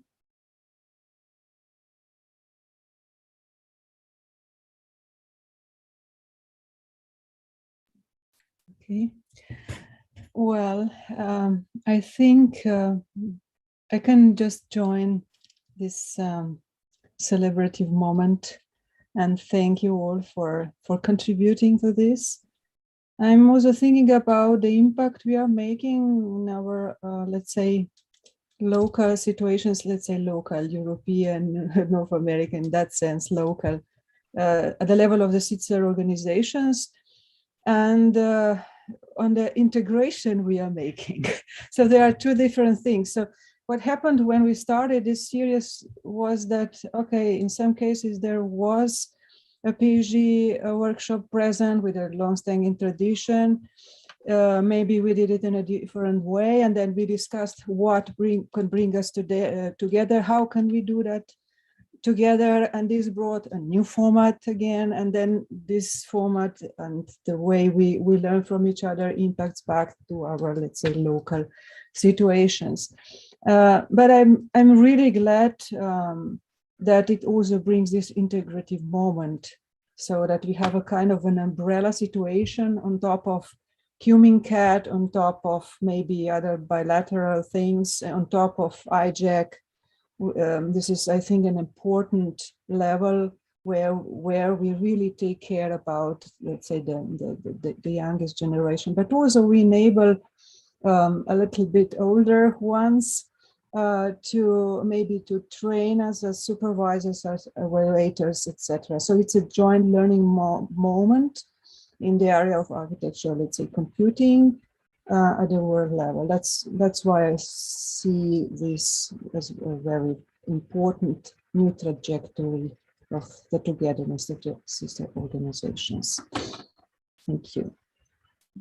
Okay, I would also like to remember all the panelists that we have a survey, a Google form for evaluating all the presentations today, and I kindly remind you to do so, so that we can work on the best presentation award. Sema, do you want to speak? Why not? I would like to also thank all the people who contributed to this great event and bringing us from different time zones and different like points from over the world in a synchronous way. Thanks for all contribution to the not only for this event, to the society and to the further studies of the maybe PhD candidates. Okay, great. And we have here with us now Professor Paula Gomes and also Rodrigo Martins. I wonder if they want to say a few words. Paula has just delivered an amazing SIGraDi conference as a chair, together with Frederico Braida, who has just joined us. So I wonder if you guys would like to say anything on behalf of the organizing committee too. Yeah, thank you, Fernando. Hi, everyone. How are you doing? I just joined, so I hope you had a great session as we did yesterday as well. I think this is a great instance for everyone to share what the PhD students are doing. I thought it was an amazing work, a variety of topics, very insightful. It shows where, you know, the status of the design computing area is going to. So I think it's amazing to share and have this committee from all the CAD conferences. I really like that we are working together in this type of event. So I hope we can continue. This is the second World PhD workshop, but I think it has a lot of potential. So hopefully there are many years to come. Thank you to the organizing committee, Fernando, Rod specifically. And thank you all the panelists. This was great. Thank you.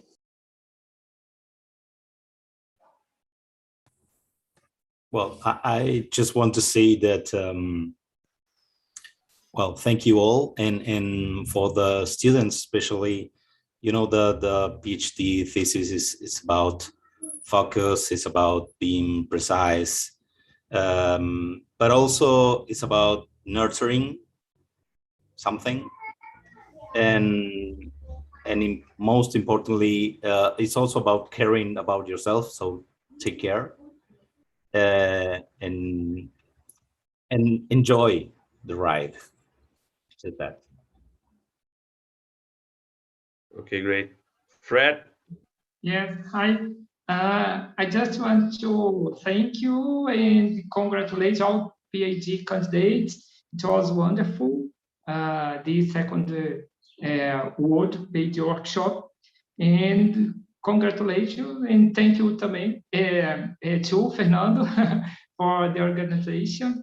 It was perfect. Thank you very, very much. Okay, guys. So I guess it's time. I just would like to say that it was a great pleasure to be the chair of this event. It took a lot of work to be here now from our local organizing committee in Brazil, Fred there, all the SIGraDi board helping us, Rodrigo Martin with his expertise in previous events. So once again, thank you all. I'm really excited to be part of this, and I guess I'm already looking forward to the next one. So thank you once again, and enjoy and take care of yourselves. Bye-bye. Bye, good to see you. Goodbye. Bye, everyone.